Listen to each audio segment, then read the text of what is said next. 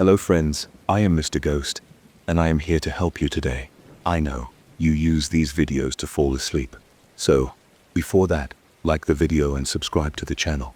Also, where are you from, and what time are you watching? Now get comfortable, and relax. I knew something was off about this place the moment I noticed the lights next door never turned off. I just moved in after my divorce, hoping for a clean slate. I found a small row house in a quiet neighborhood. It wasn't fancy, but it was mine. My ex and I had split everything, so I arrived with some clothes, a few boxes of cookware, and a mattress. I liked that it had a little backyard. The fences were low, but at least there was enough space for a small table and a grill. I planned to fix it up over the coming weeks. My first weekend there, I realized the people next door were loud. They blasted music at all hours. I heard bottles clinking and random hollering. I tried to ignore it. I told myself it was just one crazy weekend. On Sunday morning I woke up and saw beer cans rolling around their side of the yard. A couple of plastic chairs were knocked over. Their back door was wide open, and an ashtray had spilled cigarettes onto the steps. I shook my head and shut my window. The place smelled like stale beer even from my side. That night I tried to fall asleep early because I had work in the morning. Around 11 p.m. I heard them again.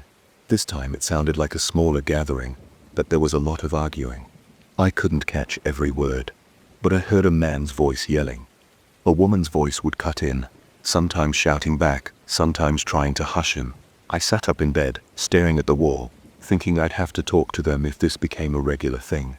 But eventually the voices got quieter, and I drifted off. Over the next 2 weeks, I settled into a routine. Work, home, simple dinners, some TV. I stayed out of their way. I'd see them in passing, but we never really spoke. One Friday they had a full-blown party again. It went late. I heard music thumping, the bass vibrating through my living room wall. I turned the volume up on my own TV to drown them out. Around 2 a.m. someone started yelling in the street behind the houses. It was a furious scream full of rage. I paused the TV and listened. Then I heard something crash. It might have been a bottle or some piece of furniture.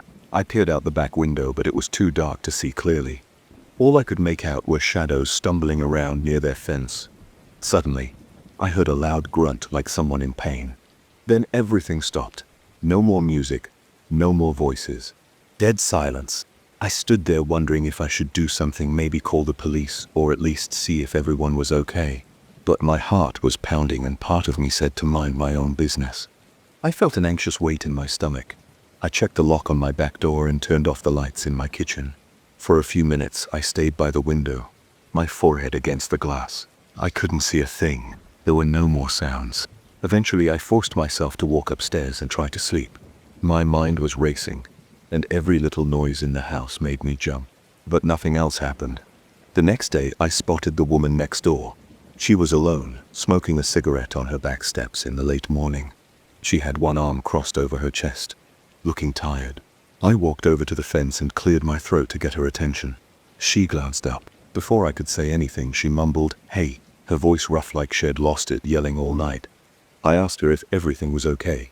She gave a small shrug and said something about her boyfriend having a rough night. I didn't push for details. I just told her I hoped everyone was all right and went back inside. About 4 days later, I overheard a conversation in front of the row houses. 2 neighbors on the other side were talking about how that guy, the boyfriend, had some kind of sudden medical issue. They mentioned an ambulance picking him up down the street. I caught fragments like he collapsed, and they rushed him. Nobody knew if he was still in the hospital or back home. I remember feeling a bit uneasy about it. Had that been what I heard that night? I wasn't sure. I decided not to ask too many questions. I still felt like an outsider. I was too new to the neighborhood to start poking around.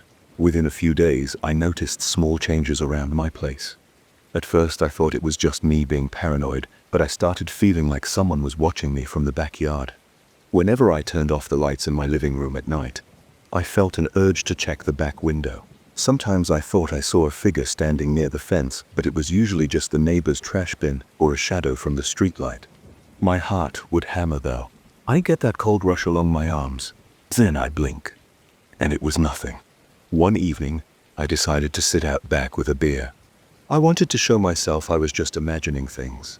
The backyard was dimly lit by a single light I'd installed over my door.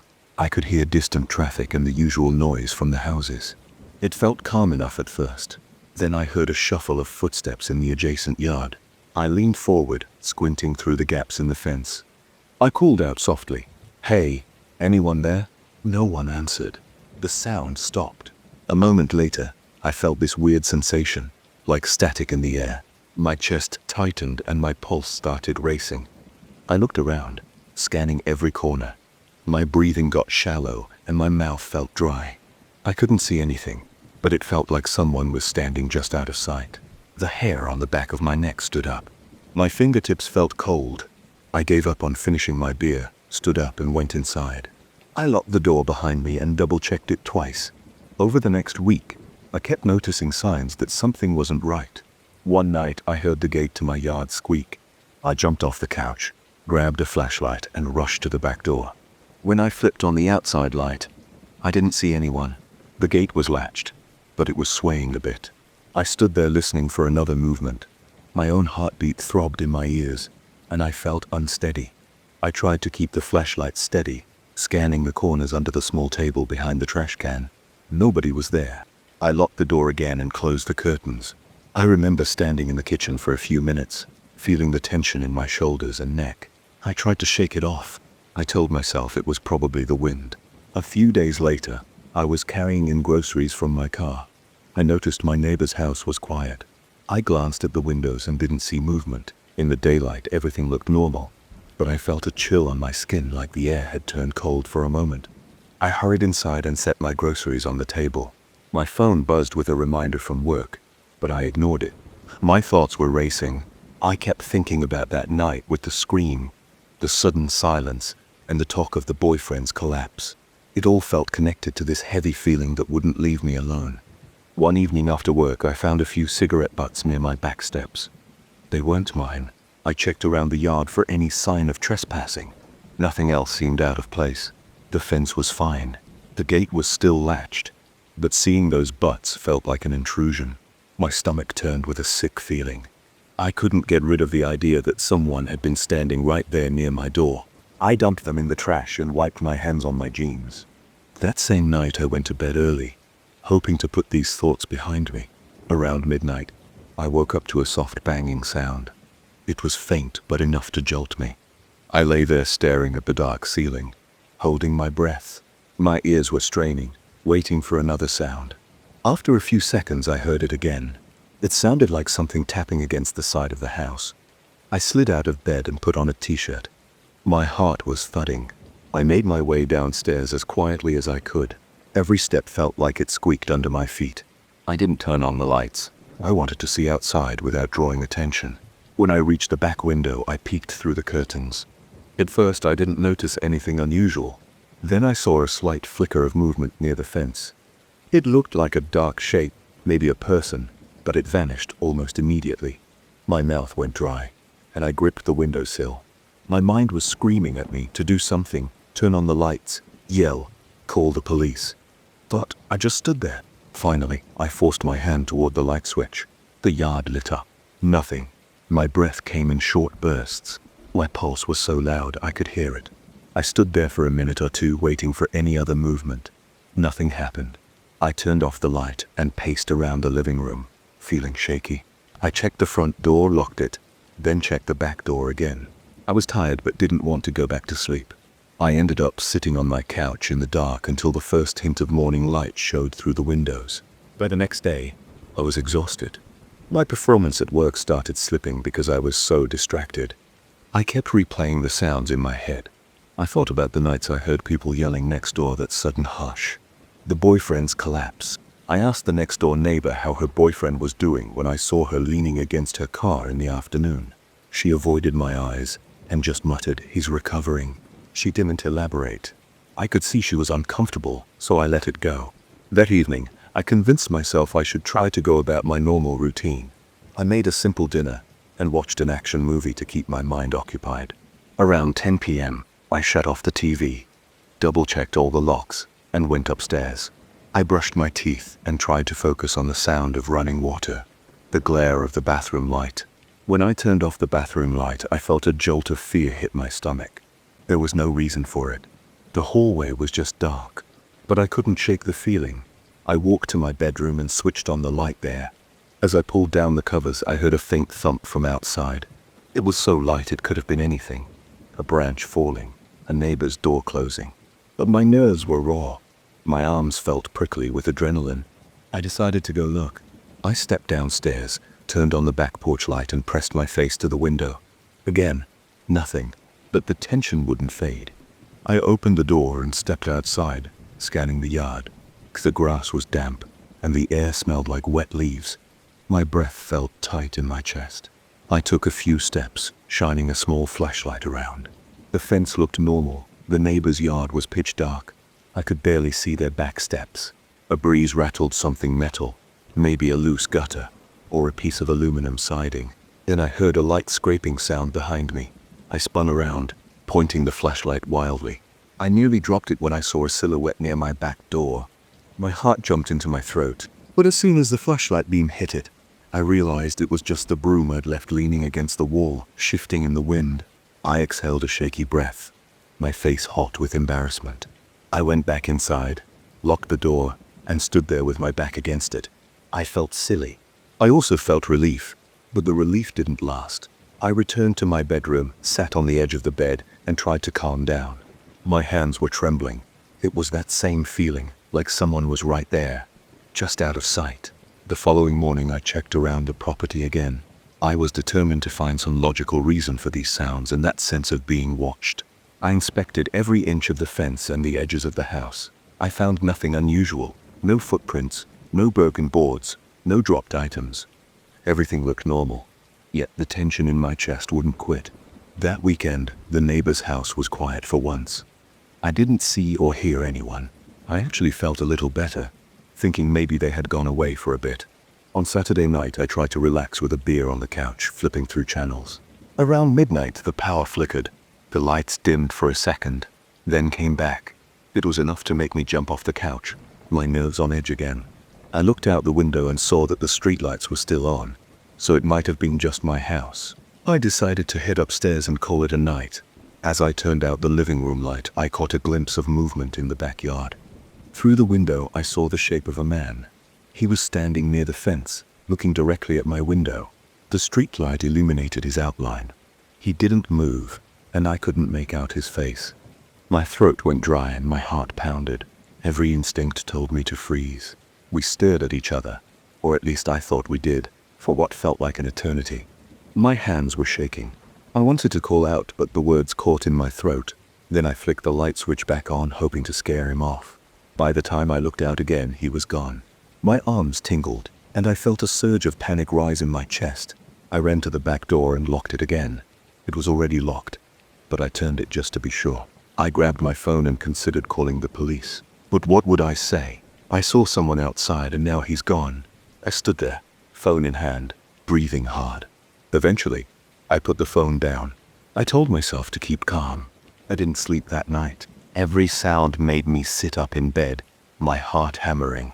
I kept checking the clock. At 3 a.m., I finally dozed off from exhaustion. When I woke up, it was mid-morning, and the house was quiet. I walked downstairs, looked out the back window. My yard was empty. Nothing seemed disturbed. That image was burned into my mind. A man standing there staring. No matter how many times I blinked, I could still see the shape of his shoulders. His head tilted slightly toward my house. Now I can't shake the feeling that he's still around. Every time I step outside, I feel those eyes on me. I check the fences, the corners, the shadows. I don't bother asking the neighbors about it anymore. They all just shrug or say they've seen nothing. But I know what I saw, and I know what I feel every time I look outside at night. It's a low-level hum of dread in my chest, like static. My hands start sweating, and my breath catches. I keep expecting to see him again. Part of me wants to confront him if I do. Another part just wants to pack up and leave. This was supposed to be a fresh start. Instead, I'm on edge all the time. The neighbors might think I'm paranoid, but I can't ignore this anymore. Something is out there, and it's not a stray cat or just the wind. I don't know if it's connected to that night when I heard screams or the sudden illness that took that man away in an ambulance, All I know is that there's a presence around here, and it doesn't feel friendly. I'm still here for now, but every day I wonder if I should cut my losses and go. I don't like being afraid in my own home, yet I also hate the idea of running. I can't keep living like this, though. Each night I make sure all the lights are off before I go upstairs so that I can glance out the window for any sign of movement.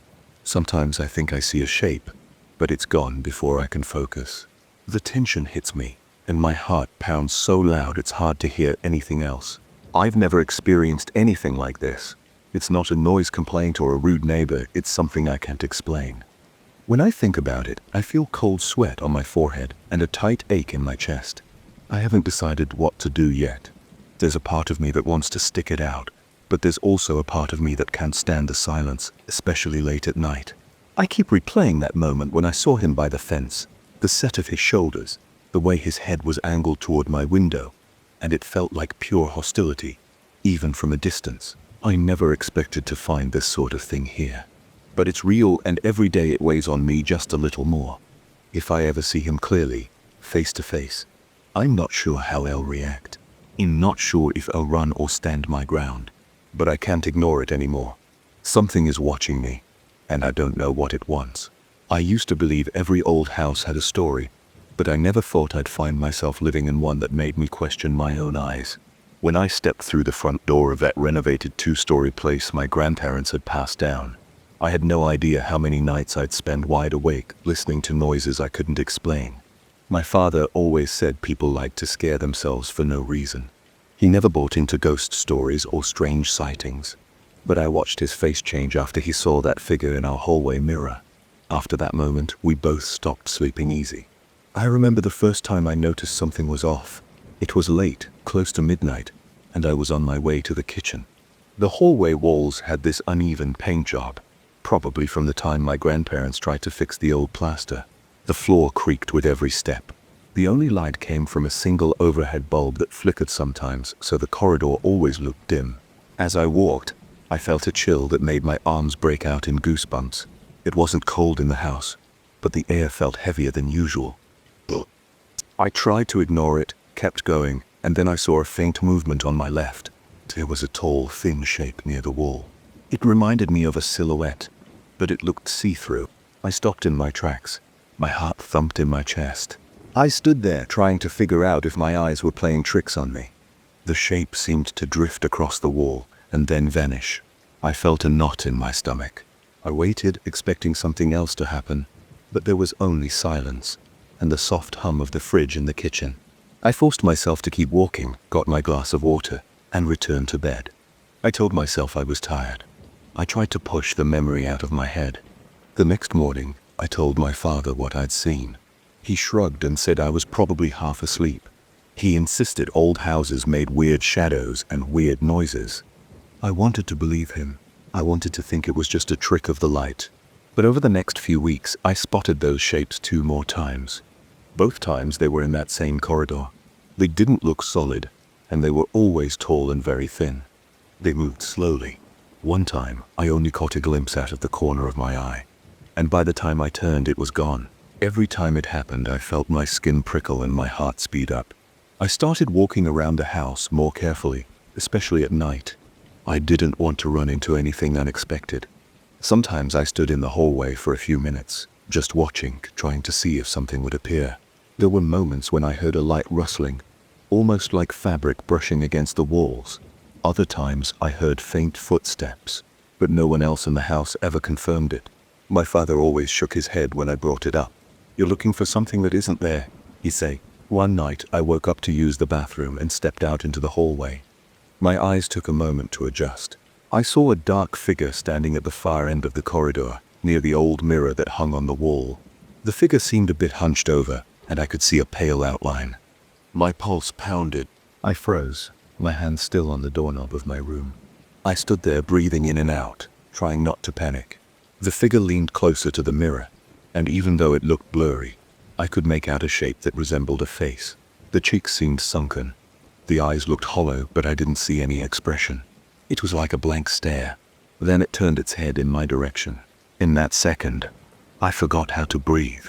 I forced myself to take one step toward it. My bare foot pressed against the cold floor, and the floorboard creaked. The figure vanished. I rubbed my eyes, and I was alone again. My hands were shaking as I stood there. I ended up walking down the corridor, checking the mirror, checking every corner. Nothing. After a minute, I went back to bed. But I couldn't sleep. I kept picturing that sunken face, that hollow stare. The next morning I told my father again, but he showed me a smirk. He teased me for watching too many horror movies. I got angry. I told him I wasn't imagining things. He cut me off and changed the subject. We didn't talk about it again for a while. Another few weeks passed. Some nights I didn't see anything, but I heard strange creaks in the walls and heavier footsteps in the hallway. During the day I felt watched. Sometimes I glanced over my shoulder, expecting to see a shape behind me, but nothing was there. I felt uneasy all the time. My father kept telling me it was an old house, and that I was getting obsessed with an idea. The tension in the house got to me. I started leaving lights on when I walked around at night. If I went to the kitchen, I switched on every overhead bulb I could.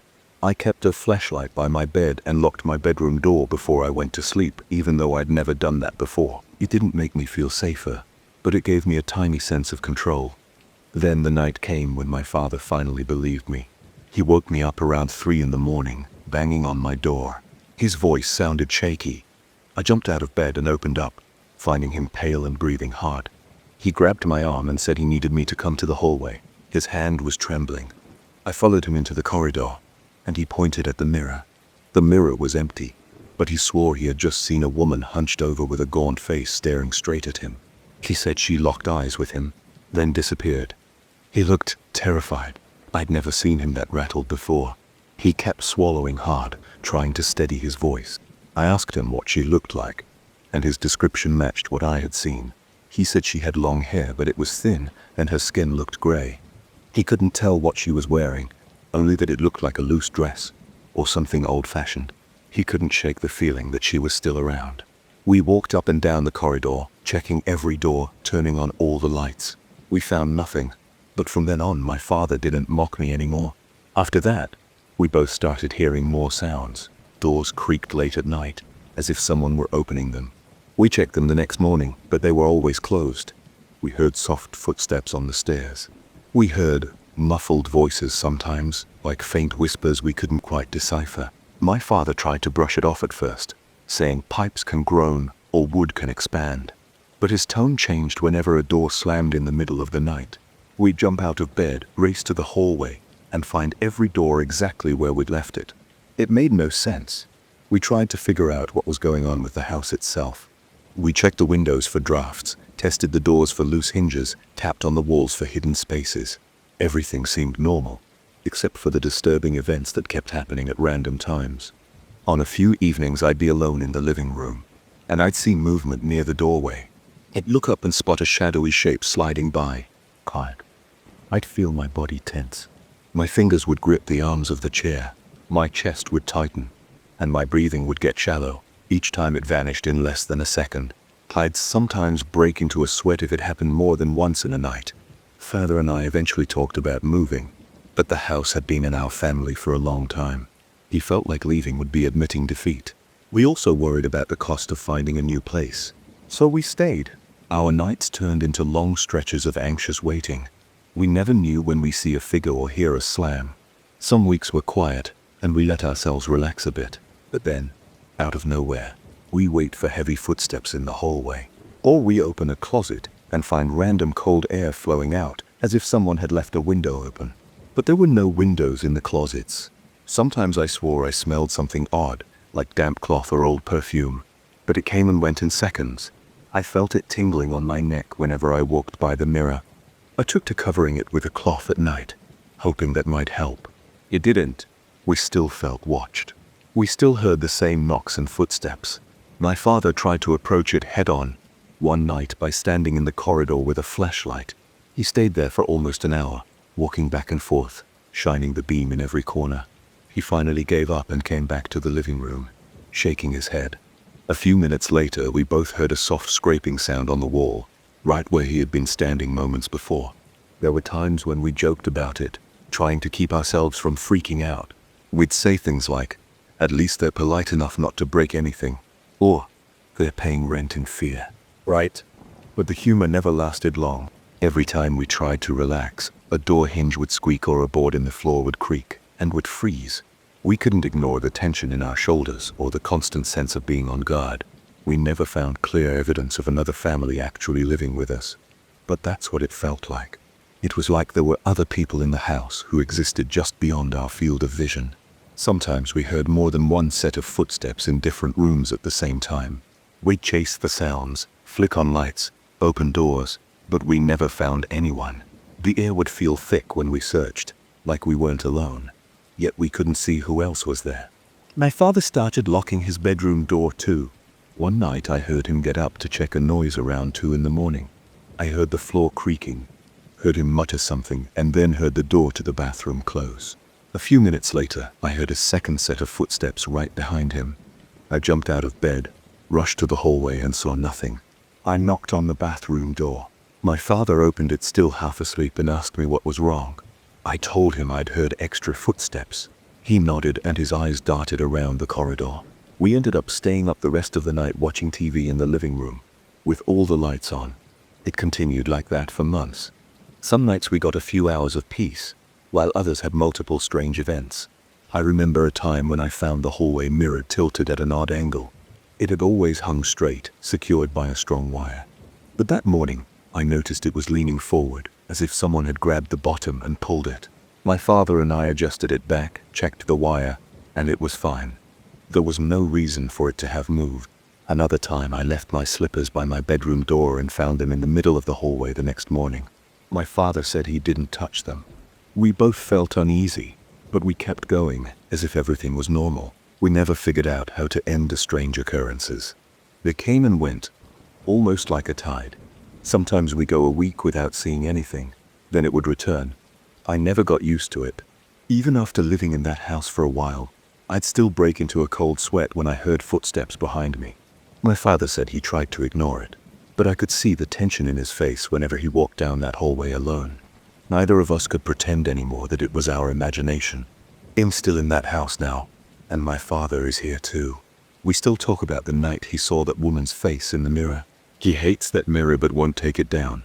He says the house wouldn't feel right without it, like the mirror has been here for decades, so it belongs just as much as we do. I accept that, but every time I pass by it, I glance out of the corner of my eye, trying to see if anyone is there. Sometimes I swear I catch a glimpse of a shape, but it's gone in an instant. We've reached a point where we live around the strange events. If I hear footsteps, I quickly check them out, but I don't panic. If I see a shape at night, I stand still, wait for it to fade, then continue. I still feel the pounding in my chest and the sweat on my palms when it happens, but I don't lose my head the way I used to. My father and I speak little about it now. We live our lives, do our routines, keep an eye on the corridor. Late at night, the creaks and whispers remind us we're not alone. It's like we have roommates who never show themselves fully. They keep their distance but never leave. I don't know if the house itself holds these events or if we brought something with us when we moved in. All I know is that we share this place with them and we've learned to accept it. We still brace ourselves when we hear the squeaks in the floorboards at odd hours or catch a glimpse of a long skinny shadow passing across the wall. We sometimes feel a presence near the mirror and we hold our breath, waiting for something to appear. Then it's gone. We live with those moments as part of our routine. I can say I'm comfortable with it, but I've grown accustomed to it. The house has its own sounds, its own way of reminding us that there might be more than just us living here. My father stays on edge, but he's calmer now than he was that first night. Neither of us fully relaxes. We've adapted to a new normal, where a shape in the hallway or a whisper near the kitchen might happen anytime. We lock our doors and keep the lights on a bit longer. We try to sleep when we can. Sometimes we talk about moving, but for now, we stay. And every morning we open our doors, check the hallway, and step forward, waiting to see if our invisible housemates decided to stay quiet or make another appearance. That's life in this old house, and I don't see it changing anytime soon. I never thought a baby monitor would become the center of my nights. I installed it because I wanted peace of mind. I wanted to check on my newborn son whenever I wanted, especially when I was in the living room or trying to get some sleep in the bedroom. It seemed like a simple idea. Then I started hearing that voice. It changed everything. I noticed it about 3 weeks in. At first the monitor just showed a normal image. The crib looked fine. My wife was asleep next to me.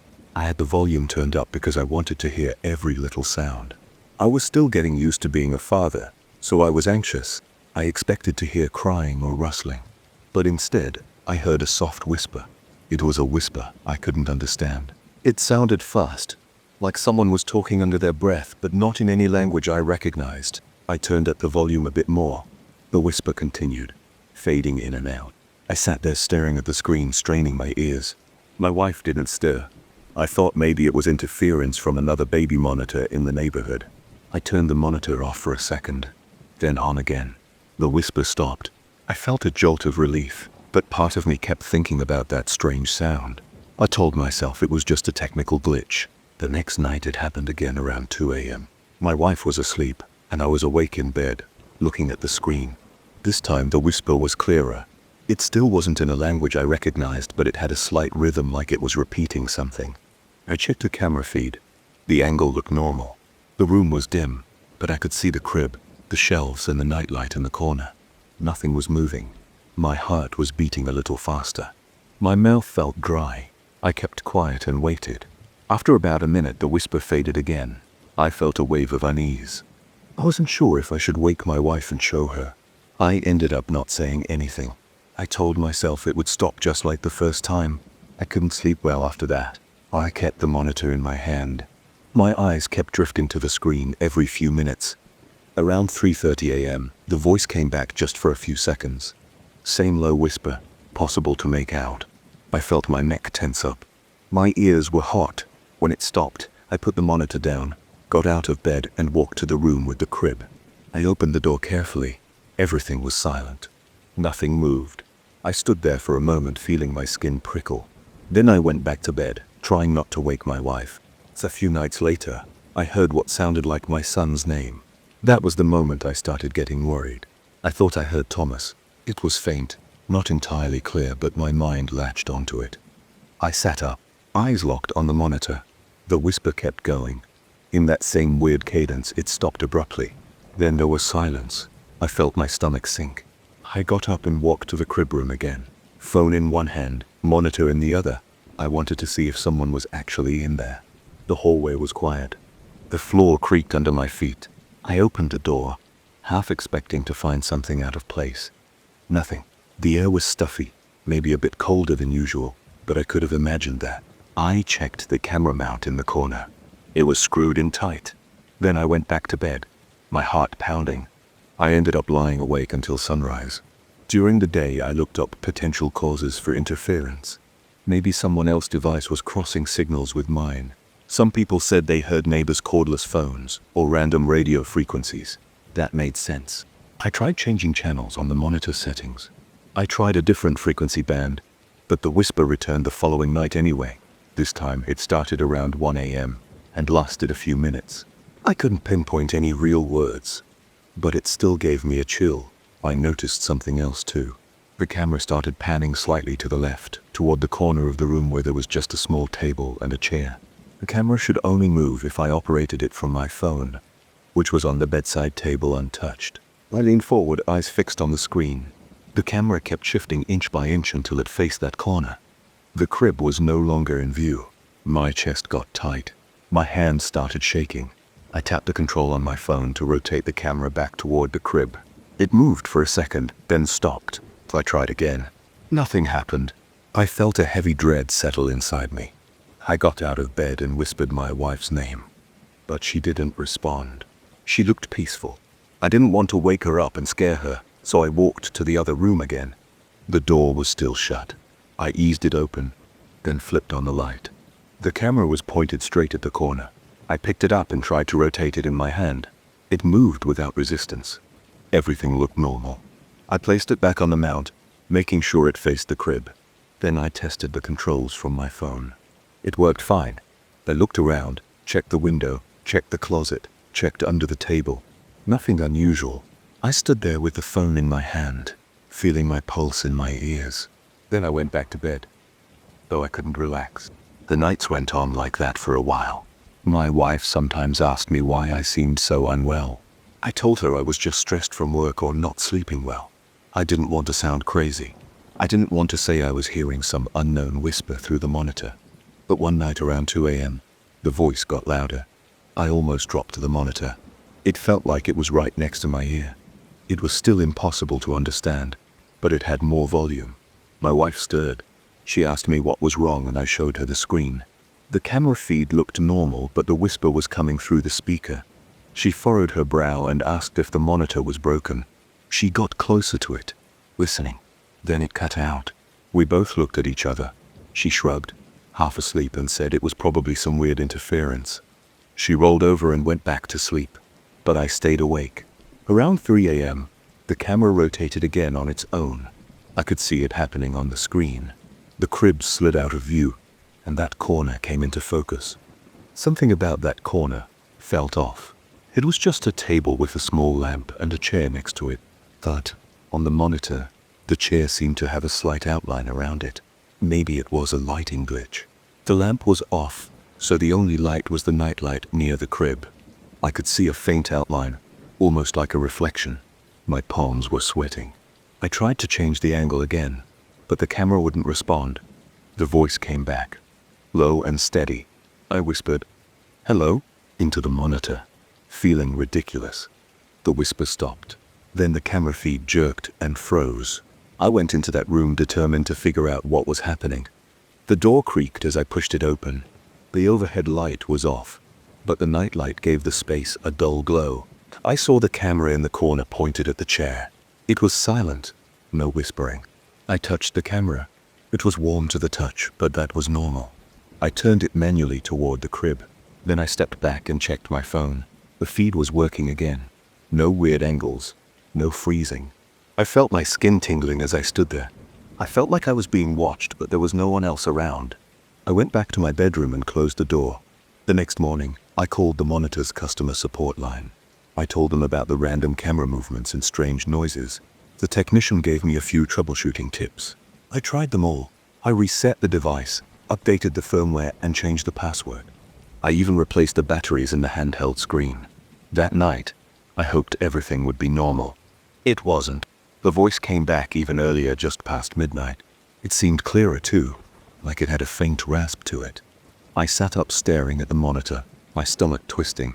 My wife was asleep next to me, so I kept quiet.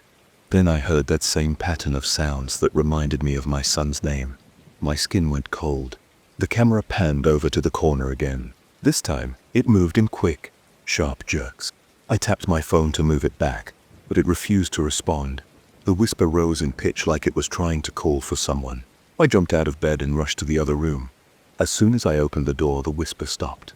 The camera was back in place, pointed at the crib. I stood there, breathing hard. My hands were shaking so badly that I had to put my phone down on the table. I muttered a few curses under my breath and stared at the camera. Nothing made sense. Over the next few days, I tried everything I could think of to catch the voice on a recording. I used my phone to record the sounds from the monitor. I stayed awake most of the night, waiting. The whisper usually started after midnight and lasted a few seconds. Sometimes it was faint, other times it was louder. But whenever I tried to record it, the audio would come out garbled or silent. I even tried video recording the handheld screen. But the moment I started, the whisper cut out. It felt like the voice knew I was trying to capture it. I became paranoid. I went to work exhausted, my eyes bloodshot. My thoughts kept drifting to the monitor. I wondered if I was going crazy. One night, I thought I saw the camera feed flicker. I could have sworn I saw a shape in the corner. It was just a split second. The feed flashed, and then it was gone. My heart pounded. My breath caught in my throat. I held the monitor so tight my knuckles turned white. I glanced at my wife. She was sleeping again, oblivious to this whole thing. I almost wanted her to wake up just so I wouldn't feel alone in that moment. But she didn't. I walked over to the crib room again. It was quiet, with the same dim light. The camera was pointed at the crib, not moving. I swallowed hard and walked to the corner. I touched the chair. It felt normal, just cold. I lifted the chair up and moved it against the wall. Then I grabbed the lamp and placed it on a shelf. I wanted to leave that corner completely empty. If the camera moved there again, I'd see it clearly. I checked the window to make sure it was locked. Then I went back to bed feeling a dull ache in my head. That night, the voice didn't return. The camera didn't move. I got a few hours of sleep, which felt like a relief. The following night, though, it came back with a vengeance. The whisper sounded like it was right next to the microphone. I heard heavy breathing. My pulse spiked. My eyes darted to the corner of the screen. The camera was turning again, slower this time, until it faced the empty corner where the chair used to be. I watched, frozen.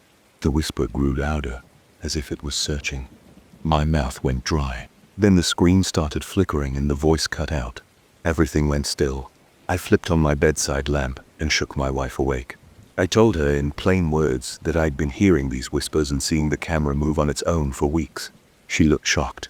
She grabbed the monitor from my hand, stared at it, and waited. For a few minutes, nothing happened. She handed it back to me, looking skeptical but also concerned about my mental state. She told me I should get some rest, or talk to someone about my stress. I didn't blame her. I would have doubted me too, but I knew what I had heard. I couldn't deny it, and it was getting worse. I considered throwing the monitor out, but part of me felt like I needed to keep it to protect my peace of mind.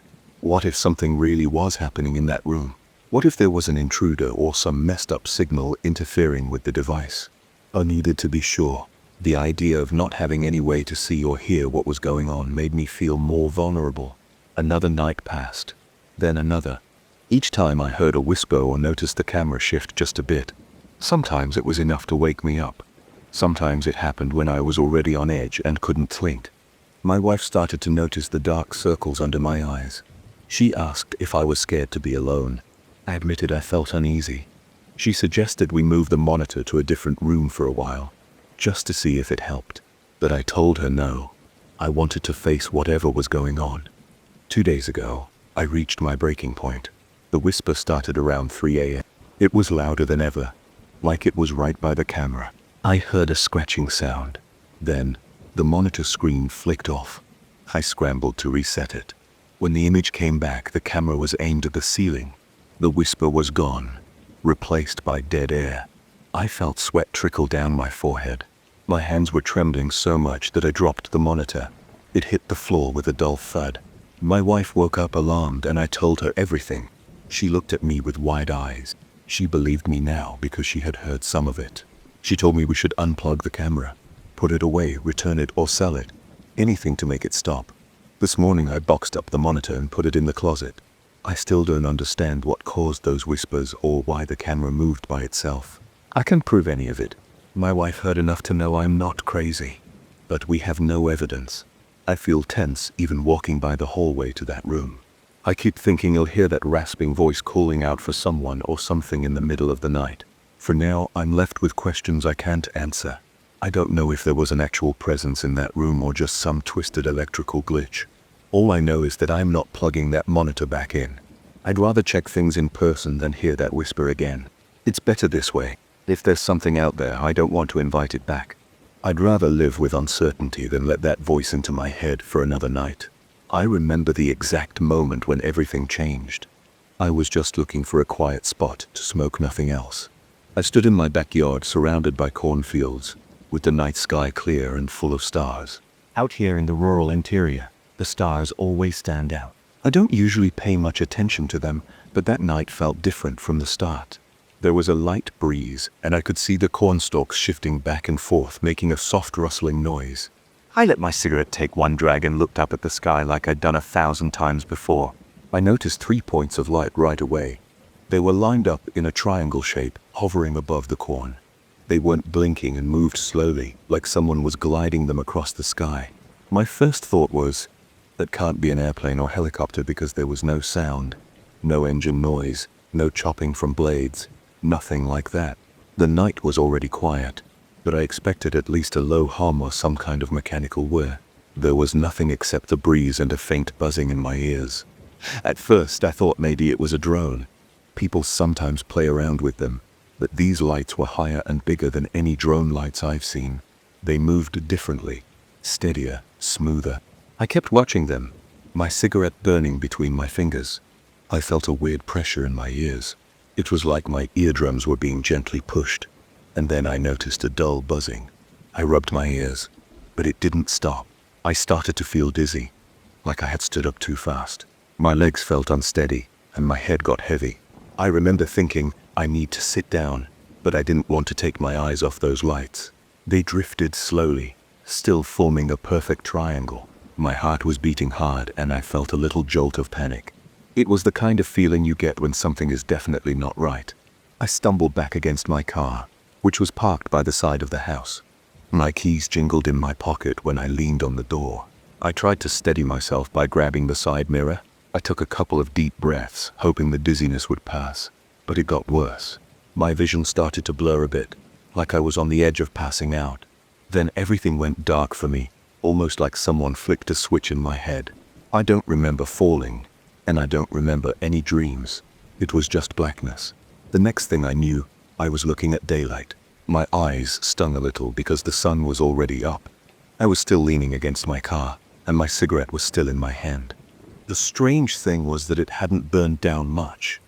It was barely smoked. The ash was only at the tip, maybe a quarter-inch long. I felt completely disoriented. My body was stiff, like I had been standing still for hours. I looked around and realized I was still in the same spot where I had been the night before. The sky was bright, and I heard the usual morning sounds, roosters off in the distance, a few trucks passing by on the main road. My phone was in my pocket, so I pulled it out. The time shocked me. 6 hours had passed. It was around 6 in the morning, and I knew I'd gone outside around midnight. The phone itself showed missed calls and a couple of text messages that came in while I was out. I had no memory of them, no awareness that time was passing. A wave of confusion hit me.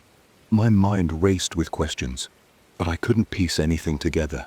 My body felt shaky, and my heart started pounding again. I dropped the cigarette on the ground and stomped it out, not even sure how it was still there. My fingers felt cold and stiff, as if they'd been gripping it for a long time. My arm ached too. I looked at my reflection in the car window, trying to see if there was any sign of a bruise or mark on my face. I didn't see anything strange, but I looked exhausted. My eyes were red, and I had this blank stare that unsettled me. I went inside my house and locked the door. My legs felt weak as I walked. Once I got into the kitchen, I set my phone on the table and tried to calm down. I splashed water on my face in the sink. The cold water woke me up a bit, but my mind kept racing. I checked the phone again, just to be sure I wasn't dreaming or something. The time still confirmed it was around 6 in the morning, which meant I had lost about 6 hours. It felt like only a few minutes had passed out there. I made some coffee, though my hands were shaking so much that I spilled some grounds on the counter. I drank it black and tried to settle my nerves. My stomach growled, but I wasn't ready to eat anything. I felt nauseated, almost as if I had a mild hangover. My head throbbed a little, and my throat was dry. I noticed a faint ringing in my ears that hadn't gone away. I sat at the kitchen table staring at my phone and the clock on the wall, trying to think about what happened. The last thing I remembered was seeing those 3 lights. I replayed it in my head, stepping outside, lighting a cigarette, spotting the lights moving silently, feeling dizzy. Then nothing. It was a total blank until I opened my eyes and saw the sun. I got a sinking feeling in my gut. I didn't know if I'd been unconscious or sleepwalking or something else. I went out to the backyard to check the spot where I'd been standing. The ground was damp from the early morning dew, but there were a few footprints where I must have been. The cigarette butt was still near the car, and a small burn mark showed where I'd crushed it. Nothing else looked unusual. I walked around a bit, scanning the cornfields for anything that might explain those lights. I didn't see anything out of the ordinary. Just rows of corn and a few small birds picking at the ground. I decided to check the car in case I had gotten in at some point. The doors were locked, and everything inside looked normal. My keys were in my pocket the whole time, so I hadn't driven anywhere. The tank was still at the same level, so I knew I hadn't started the engine. It was like time just skipped ahead. My stomach twisted as I realized I had no idea where those hours went. I spent most of that day in a state of uneasy confusion. I tried to do my normal routine, feeding the animals, taking care of the yard, and going into town for a few supplies. But I kept replaying the event in my head. My mind felt scattered, and I found myself getting jumpy at small noises. When night started to fall, I felt a tightness in my chest. I didn't want to go outside alone. That feeling of dizziness and the sudden blank had rattled me more than I wanted to admit. Around 8 p.m. I heard a distant hum. It was probably just a truck on the main road. But my body reacted as if it were a threat. My heart sped up, and my palms got sweaty. I didn't even finish my dinner. I looked out the window every few minutes expecting to see those lights again, but the sky was just dark, dotted with stars as usual. I turned off most of the lights in the house so I could see outside better. Every time I glanced out the window, I felt my pulse pounding in my ears. I tried to reassure myself it was just a bizarre incident, maybe a fainting spell or some strange kind of exhaustion. But the missing 6 hours and the memory of those silent hovering lights wouldn't let me rest. I thought about calling someone to come stay the night, maybe a friend or neighbor, but I felt embarrassed. I didn't want to explain why I was so shaken. I ended up just pacing around the living room, checking the clock and glancing outside, too nervous to go to bed. Eventually I fell asleep on the couch with the TV on. I left a lamp on too, because the darkness made me uneasy. In the morning, I woke up with a stiff neck and a sense of relief that I hadn't heard or seen anything strange overnight. But I still felt unsettled. My shoulders were tense, and I had a slight headache. For the next few days I avoided going outside after sunset. If I needed to do something outside, I hurried through it while there was still light. One afternoon, I decided to go through the details again and write them down. I noted the exact times, the position of the lights, the physical sensations I felt. I wrote how they moved, how they were silent, and how I got dizzy. I wrote about the lost hours and how I found myself in the morning with the cigarette barely smoked. I also tried to see if I had any physical marks on my body, like bruises or something that might suggest I'd fallen. I didn't find anything except some muscle stiffness in my back. I considered going to a doctor but didn't know how to explain what happened. I also thought about going to the police, but I figured they would look at me like I was crazy. I kept the notes in a small notebook. Every time I reread them, I got this eerie feeling in my stomach. It felt like I was describing someone else's life, because I still can't piece together what happened for those 6 hours. A few weeks passed, and nothing else out of the ordinary occurred. I started to relax a bit, but I couldn't shake the worry that it might happen again. A friend came by one evening just to hang out. We sat in the living room drinking some beer, and he asked why I seemed so on edge. I didn't tell him everything, but I hinted at having had a weird experience one night. He shrugged it off, saying sometimes stress can make people black out. That explanation didn't sit right with me, but I didn't push the topic. After he left, though, I decided I wasn't comfortable being alone out here at night. Now, if I have to go outside after dark, I only do it for a few minutes. I make sure my phone is fully charged and leave most of the lights on inside the house so I can see my way back quickly. I keep an eye on the sky but haven't seen anything like those 3 lights since that night. Sometimes I catch myself staring up at the stars for a long time, just waiting to spot something. The memory of them moving slowly in that triangle formation still makes my chest tighten. Every so often I wake up at odd hours feeling like there's someone or something outside. I'll get up and look out the window, seeing nothing. The cornfields wave in the wind or sometimes are just still, depending on the weather. The quiet here used to feel peaceful but now makes me uneasy. I keep expecting to hear that buzzing in my ears again, or feel that sudden drop in my stomach that happened before I passed out. I haven't told many people about this. A few neighbors asked if I was okay, noticing I was jumpy for a while. I just said I'd been feeling under the weather. I didn't want to be the guy who claims he saw something unexplainable in lost time. Out here, gossip travels fast, and I don't need people driving by my place at night trying to spot aliens or something. But I can't deny what I experienced. I remember the cold metal of the car door against my back, the taste of cigarette smoke on my lips, and that bright flash of morning light when I opened my eyes. I think I'll always wonder about those missing hours. Did I just stand there unconscious the whole time? Did I wander off and come back without realizing it? I have no idea. All I know is that since that night I feel a constant unease that I never used to have. My yard feels different, like it's not entirely safe after dark. Whenever I think about stepping out for a late smoke, I remember how quickly time can vanish and how helpless I felt waking up to morning sun without a clue. I don't plan on moving away, but I've changed some habits. I don't stand in my backyard at night anymore, especially near the cornfields. If I need a smoke, I'll sit on my porch with the light on, keeping my phone in my hand the whole time. I focus on the glow of the porch light and try to ignore the night sky.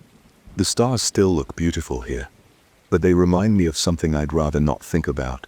So that's my story. I lost 6 hours and woke up with the same cigarette in my hand. I haven't seen those lights again, and I'm not sure if I ever want to. The memory alone is enough to keep me on edge. I still go about my daily life, but once the sun sets, I watch my back. I feel like I have to. I can't say for sure what happened, and I don't have proof of anything strange. All I know is that it shook me to my core, and I avoid being alone at night on my property now. That's the only way I can keep my nerves in check. If that's not enough proof something weird happened, then I don't know what is. I still remember the echo of the front door slamming behind me. When we first walked into that old house, I remember the stale air in the foyer, and the way the wooden floor creaked under my boots. The house was older than my grandfather would have been, and it felt like it wore its history in every cracked wall and uneven plank. My wife did too. We wanted to strip the peeling wallpaper, reinforce the beams, and give the place new life. We didn't expect what came next. The first few days I worked on cleaning out the old rooms. I carried boxes of junk to a corner of the living room and stacked them there. I found dusty furniture, rusted tools, and a few rotted rugs. Every time I walked down the hallway, I heard a soft thump behind me. It sounded like a door easing closed. I turned around more than once but never saw anything move. The doors were either wide open or already shut when I got there. I tried to ignore it and focused on the work. My wife felt uneasy from the start. She walked into the kitchen, said she felt someone right behind her, and spun around with a start. She saw nothing. She told me about it that night while we ate takeout on the living room floor. Her hands were shaking slightly. I joked that old houses just feel that way, but I watched her eyes dart around like she expected to see someone. I shrugged it off, but something in my stomach felt tight. A few nights later, I was on the second floor patching a hole in the wall. The corridor up there was narrow with dim light from a single bulb. I heard a click and then the sound of a door closing hard at the end of the hallway. It wasn't windy that night, not even a hint of a draft. I walked over, turned the doorknob, and looked into the dark room. It smelled like moldy blankets. The window was shut, and no wind came through the frame. I waited, holding my breath. My heart thumped in my ears. I couldn't see anyone, or anything. I checked behind the door. Nothing. I whispered, "Hello," and felt my voice catching my throat. It was dead quiet. I rubbed the back of my neck and went back to my repair work, but couldn't stop checking over my shoulder.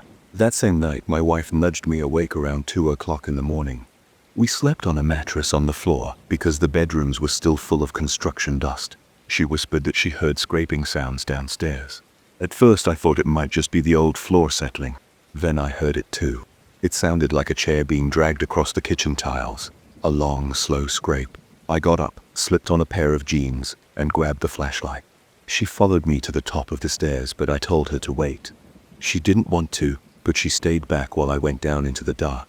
I flicked on the flashlight, and the beam shook because my hand wasn't steady. I reached the kitchen and saw a chair that had been pushed away from the table. It was maybe 3 feet from where we left it. The table was a mess of dusty mugs, old newspapers, and half-empty paint cans. I checked the back door. It was locked from the inside. The windows were latched. Nothing else seemed out of place. I dragged the chair back to the table and stood there listening to my own breathing. Then I went back upstairs. My wife asked if I saw anything. I said no, just a chair out of place. And she sighed. I tried to act calm for her, but my chest felt heavy. I couldn't explain it. During the day, I kept busy tearing down damaged drywall, cutting new pieces, and hammering them into place. I replaced old nails in the floorboards, hoping that might stop some of the creaks. I found some rotten sections of wood under the sink in the kitchen, so I had to tear that out too. The house resisted every step. The walls had hidden pipes that rattled, and the wires were old and brittle. Every time I turned around, there was another problem. My wife tried to clean and organize but felt uneasy in the kitchen. She said the feeling of someone watching her was strong there. She kept glancing at the doorway to the hall. She told me she felt like if she walked down that hall alone, she'd run back in a panic. I didn't want her to feel that way, so I tried to keep her company whenever I could. In the evenings, the slamming doors got worse. I would close one and another would slam on the other side of the house. It wasn't the wind. We checked every window. They were all locked. We had no fans running. The air felt stale and heavy. Sometimes I could feel a vibration under my feet. like the floor was reacting to a sudden force. This reminded me of a slight tremor or the rumble of a passing truck. But there was no road traffic nearby. This was a quiet neighborhood, and the street outside didn't see many cars, especially late at night. One time I was painting the living room walls a pale gray color. My wife was upstairs taking measurements in one of the bedrooms. Out of nowhere, the door leading to the hallway slammed so hard that I dropped my brush. The paint splattered on my jeans. The doorknob rattled for a second, then stopped. As I picked up the brush and went to check, my throat felt dry. I opened the door, looked into the hallway, and saw nothing. I called out to my wife and asked if she had slammed any doors. She said she hadn't touched anything. I checked every room on that floor. They were all empty. When I walked back into the living room, I realized I was sweating and my stomach was in knots. My wife and I tried to keep talking ourselves down. We'd say, old houses are full of noises, or maybe there's a hidden draft. But the experiences were piling up. It wasn't just the slamming doors. We saw shapes in our peripheral vision, quick shadows crossing doorways. We'd hear a cough or a whisper when we were alone. The nights were the worst. I heard soft footsteps on the stairs. I'd get up to check, but I'd find nothing. A few times I felt a cold spot pass by me in the hallway. I could feel my hair stand on end. My pulse would race. I'd stand there waiting for something to show itself, but the hallway would stay empty. My wife stopped going into the kitchen at night. I had to bring her water or snacks if she wanted anything after we settled in. She didn't say it directly, but I could tell she was afraid of that room. I asked her why, and she just said it feels like someone's there. I looked at the kitchen from the doorway. It was a plain room with old tiles and a single overhead light. The fridge buzzed and the sink dripped sometimes, but I understood what she meant. The air in there felt charged. One afternoon, I decided to do some demolition in the small storage space under the stairs. The door to that space was stuck. I gave it a sharp tug, and it popped open with a loud groan. Dust billowed out. I coughed a bit and turned on my flashlight. Inside, I found old shelves, a few broken chairs, and some boxes. Nothing about them seemed unusual at first. Then, I saw a little wooden plaque on the floor with a name carved into it. I didn't recognize the name. It was chipped and dirty, like it had been tossed away. I moved some boxes aside to get a better look at the walls. I noticed odd marks on the drywall, like scratches or gouges, about a foot long and running in uneven patterns. It made my scalp prickle, but I didn't see any reason for them. It could have been from large furniture being dragged, I told myself. I stacked the boxes in the hallway, cleared out the junk, and tried not to dwell on it. But something about that space made me sweat more than the physical work warranted. At night, we sometimes heard that scraping sound again. Usually it happened in the kitchen. The same chair that moved before would be away from the table. I started leaving it in different spots before bed just to see if I'd find it somewhere else by morning. Sometimes I'd find it pushed against the wall. Sometimes it was a few feet away from the table. I couldn't figure out how it moved. My wife said she woke up once to use the bathroom and heard the chair move downstairs. She stood at the top of the stairs, listening to that dragging sound. She didn't go down. As the renovations continued, the tension between me and my wife got worse. We barely slept at night. I was frustrated with the constant setbacks in the house. The plumbing would leak, the wiring would short circuit, and the costs were piling up. I'd lie awake staring at the ceiling, listening for any noise. She'd roll over, and I'd feel her tense next to me. We weren't talking much, but we both knew we felt the same dread. Then came the day when all the doors in the hallway slammed shut at once. It was late afternoon. The light was dim because a storm was rolling in outside. The sky looked gray through the windows. I was in the living room, picking up scraps of drywall, and my wife was in the bedroom. Suddenly I heard 5 or 6 doors slam, boom, boom, boom, one after another. It was loud and sharp, like gunshots. The whole house shuddered. I dropped the drywall scraps and ran into the hallway. My wife came out of the bedroom with her eyes wide, looking pale. Every door in that corridor was closed. I tried to open them. Each one was locked or jammed. Finally, one door opened with a slow creak. The others stuck, so I shoved them, and they sprang open. There was no one behind them. No open windows, no fans, nothing. My wife reached for my hand. Her skin felt clammy, and she was breathing hard. My heart was pounding in my chest, and my mind raced. I thought, what if we're not supposed to be here? I swallowed and we stood in that corridor for a moment, unsure of what to do. The silence afterward felt oppressive, like the house was waiting for a reaction. But still, I couldn't form many words. You steady? What the hell was that? My wife shook her head without answering. Later that evening, we sat in the living room. The doors were all propped open with chairs and boxes because we didn't want to hear them slam again. The storm outside passed without much rain, but the sky was still overcast. I looked around at the exposed beams, half-painted walls, and piles of tools. I realized how tired I was. My wife asked if we should stay. She looked at me with a serious expression and said, "I don't feel right here." I nodded slowly. My arms felt weak. The memories of the last few weeks ran through my head. Doors slamming, shadowy figures, chairs moving. That feeling of being watched. I told her we could take a step back. Maybe hire someone else to finish the renovations. Maybe step away until the place felt livable. But I felt torn. We'd sunk money into this house and had a vision for it. Walking away felt like giving up. Yet staying felt like begging for more trouble. I couldn't pretend this was normal. My wife said she didn't want to sleep there anymore. She was done, ignoring the signs. She said, "It doesn't want us here." I didn't argue with her because I felt it too. I could see her tired eyes. I felt drained as well. Every day was a fight with the old wood, broken pipes, and weird noises. Every night was full of tension, expecting another slam or scrape. I looked at the dusty floor, the scattered tools, the walls that needed more paint. I remembered that corridor moment when all the doors banged shut. The noise still rang in my ears, and my gut twisted when I thought about it.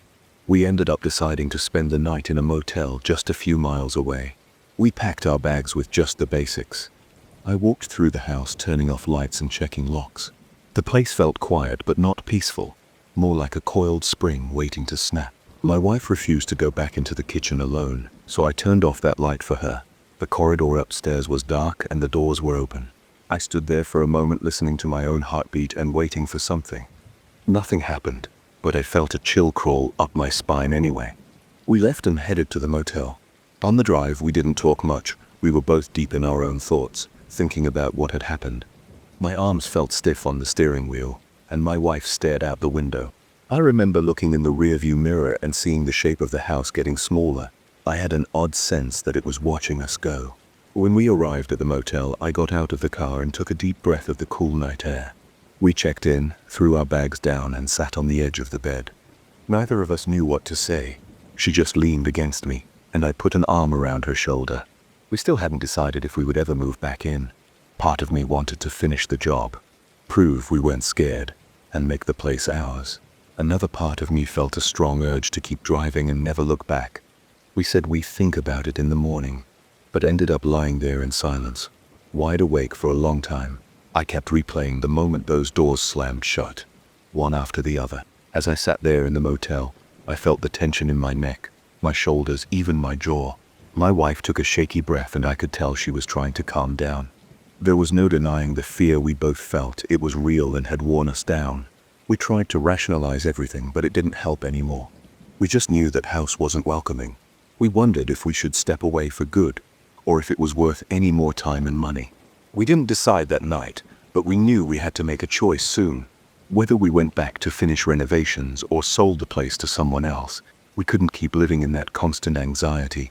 The next morning I woke up with sore muscles and a dry mouth. My wife was already up, sipping coffee from a styrofoam cup by the window. She looked tired but calmer.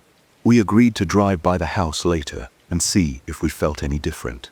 To this day, I can't fully explain the noises, the moving chairs, or the slamming doors. I just know we were there, and it happened. That was enough to shake us. There's no poetic explanation for it, and I'm not searching for one anymore. All I know is that standing in that dim corridor, hearing every door slam shut in quick succession, felt like a warning. It felt like something wanted us out, and it sent a clear message. Whether we would listen or not was up to us, and that's the part that kept me awake at night. I stood in front of my grandmother's old house with my suitcase in one hand and my keys in the other. The roof sagged a bit on the left side, and the porch steps creaked under my weight. A weak street light flickered on and off at the corner, casting strange shadows across the yard. I had agreed to move in and sort through her things, but I felt uneasy the moment I stepped onto the porch. My grandmother passed away a few weeks earlier, and the house had stood empty since then. It was the last place on the street with a chain-link fence that barely stood upright and a yard full of weeds. I told myself I was imagining things, but I felt watched from the minute I walked up to that front door. Once I got inside, I realized how stuffy it was. The air felt heavy, and it smelled like old books and mothballs. I left the lights off for a moment to let my eyes adjust. The only source of light came from the small windows in the living room. Shadows stretched across the floor, and a chill ran through my arms. I remembered this place from childhood visits, back when my grandmother served me homemade cookies in the kitchen. Now everything seemed smaller, darker, and far less inviting. I locked the front door and moved down the hallway. On my right, I saw the staircase, and on my left, the entrance to the basement. The door to the basement was chipped and needed a coat of paint. I noticed a small draft coming from underneath it, like a cold breeze sneaking through. I'd always thought the basement was creepy even when I was a kid, but I told myself I was too old to be spooked by a few cobwebs. I left my suitcase by the couch and decided to sleep in the living room for the night. The bedroom upstairs was musty, and I didn't feel like dragging my stuff around. The couch looked worn but clean enough, and I was too tired to fuss. I woke up sometime after midnight to a faint sound coming from below. It was a steady shuffling, like someone dragging their feet across the cement floor. I sat up and listened. My pulse thudded in my ears, and I stared at the basement door. The house was silent otherwise. The refrigerator motor hummed in the kitchen, and a car passed by outside, but there was this faint scraping noise from the basement, inconsistent and light. I hesitated for a long time, wondering if I should check. Instead, I grabbed my phone to see the time. It was 2:13 in the morning. I decided it was probably an old furnace or something settling. The house was old, the plumbing ancient, and I was already on edge. I tried to lie back down and ignore it. When morning came, the sound was gone. I chalked it up to the house settling. I looked around the living room in the light of day. Dust motes floated in the air near the window, and the old carpet had a few stains. I felt a sense of responsibility to clean up, so I took a slow walk through each room. The kitchen was full of outdated appliances. There were still plates in the sink, though they had dried up so long ago that the residue on them looked like it had turned to stone. I shook my head at the mess. I ended up scrubbing those plates and putting them away. After a while, I grew hungry and realized the fridge was nearly empty, except for some old condiments. I made a quick run to the grocery store and stocked up on the basics. When I got back, the house felt a little more welcoming. Sunlight came through the windows, and the air didn't seem as stale. I decided to check out the basement in the afternoon, partly to see what was down there and partly to ease my mind about the noises from the night before. The door creaked loudly when I opened it. The stairs looked sturdy, but the light bulb hanging over the steps flickered a bit. I made my way down one step at a time. The basement smelled damp, and the air felt cooler. A bunch of old boxes lined the walls, stacked on top of old furniture and random junk. Most of the boxes were dusty, with handwritten labels, but the ink had faded. I saw my grandmother's name on some of them, along with years like mine. There were old clothes, photo albums, vinyl records, and even some tools. As I poked around, I heard a drip from a pipe in the corner. The floor was concrete, cracked in some places. I noticed a large trunk shoved against the far wall. It had a padlock that was rusted shut. The basement windows were set high on the walls, barred from the outside, letting in weak strips of sunlight. I checked every corner, half expecting to find an animal or something that could have caused the noises. I found only dusty cobwebs and more junk. I thought I could relax. It was just an old basement filled with old boxes. I went back upstairs, closed the door, and told myself to leave the basement for another day. I spent the rest of that afternoon cleaning the living room and making calls to relatives. I needed to figure out what to do with all the furniture and whether anyone wanted certain items from my grandmother's collection of antiques. It was a little jumpy, but I tried to stay busy. That night, I found myself on the couch again. I had the TV on low volume, flipping through channels absent-mindedly. I started dozing off around 11, but a sudden noise made me jerk upright. It sounded like something toppled downstairs. I paused the TV and listened. My heart thumped hard in my chest. A muffled scraping sound followed. I grabbed a flashlight from the side table, flicked it on, and stood up. I took a few steps toward the basement door, then stopped. I couldn't bring myself to open it. Part of me hoped it was just a stack of boxes settling. Another part of me felt an icy dread spread through my stomach. Eventually the noise stopped, and I stood there gripping the flashlight, breathing hard. After a few minutes of silence, I went back to the couch. I turned the volume on the TV up a notch and tried to calm down. An hour later, I woke again to footsteps. They were slow and seemed to move around the basement. My palms got sweaty. I told myself it had to be my imagination, but it didn't feel that way. The footsteps were real and stopped whenever I strained to hear them better. I got so tense that my neck muscles ached. I was too scared to go down there at that time of night, so I stayed where I was, eyes glued to the basement door. I barely slept. In the morning I decided I'd had enough. I went down to the basement around 10. The steps squeaked under my weight, but it was quiet there. I walked around the boxes again. Everything looked undisturbed except one box that had toppled over. Papers were strewn across the floor. I bent down to see if they were important. They looked like old letters, receipts, and a few black and white photographs of people I didn't recognize. Then I smelled something strong. It was a perfume scent, the kind older women sometimes wore. My grandmother used to keep a bottle of perfume on her dresser, but that was upstairs in her bedroom. I never saw any perfume in the basement. The smell was overwhelming and made my eyes water slightly. I looked around for any explanation, but I found nothing. The smell seemed to hang in the air, then vanished as quickly as it came. I felt dizzy for a second and climbed back up the stairs. I slammed the basement door shut and locked it from my side. Even though that lock was flimsy, I tried to shake it off by cleaning some more. I spent the day in the kitchen, emptying cupboards and boxing up anything that looked worth keeping. Around lunchtime, I heard a faint tapping from downstairs. It stopped when I walked over to the door. I pressed my ear against it, but I heard nothing else. I ended up making a sandwich, trying to ignore the pit in my stomach. I felt jumpy all day. Any small creak or thud made my adrenaline spike. That evening, I got a call from a neighbor, asking if everything was okay. They said they saw the lights on late and wondered if I needed anything. I forced to laugh and said I was fine, just cleaning up the place. I didn't want to look like a coward. I told them I was settling in and would probably take a while to sort through all the junk. They offered to help, but I said I had it under control. Truthfully, I didn't want anyone else in the house. I felt this strange need for privacy even though I was scared. Around 9, I decided to go upstairs for a change. I picked the bedroom I used to sleep in when I visited as a kid. The bed creaked and the mattress was stiff, but it felt safer than sleeping right by the basement door.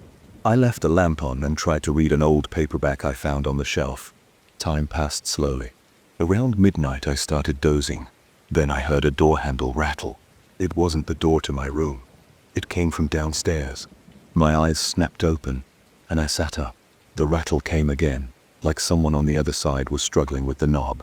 It lasted a few seconds, stopped, and started again. My chest tightened and I stared at the dark hallway outside my door. I reached for my phone but wasn't sure what I'd do with it. Call the police, and say what? That I heard a door handle rattle. I stood up and crept to the top of the stairs. I flipped on the hall light. The basement door was down there, shaking slightly, like someone inside was pushing it. I could see the knob move. Then it stopped. I stood there, my heart hammering in my chest, for what felt like forever. Finally, I forced myself to walk down. Each step was slow. I was shaking. I reached the door. It was still locked from my side. I touched the knob. It was cold. I leaned in and heard nothing. Then I felt a soft push against the door, like someone on the other side pressing forward. My breath caught. I stared at the door, not sure what to do. After a few seconds, the pressure went away. I locked the basement door again. Then I walked backward, keeping my eyes on that door the entire time. Once I was at the top of the stairs, I hurried back to my room and locked myself in. I barely slept, jumping at every tiny noise. The next day, I avoided the basement completely. I tried to continue with the cleaning upstairs, but I couldn't stop replaying the door rattle in my mind. Late that afternoon, I finally decided I had to open the basement door to check. I mustered the courage and walked over. The lock was still engaged, so it was locked from my side. I opened it. The basement was dark.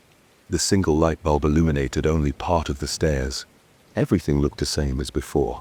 I felt like someone was watching me, but I saw no one. I stood there breathing fast, fighting the urge to run back upstairs.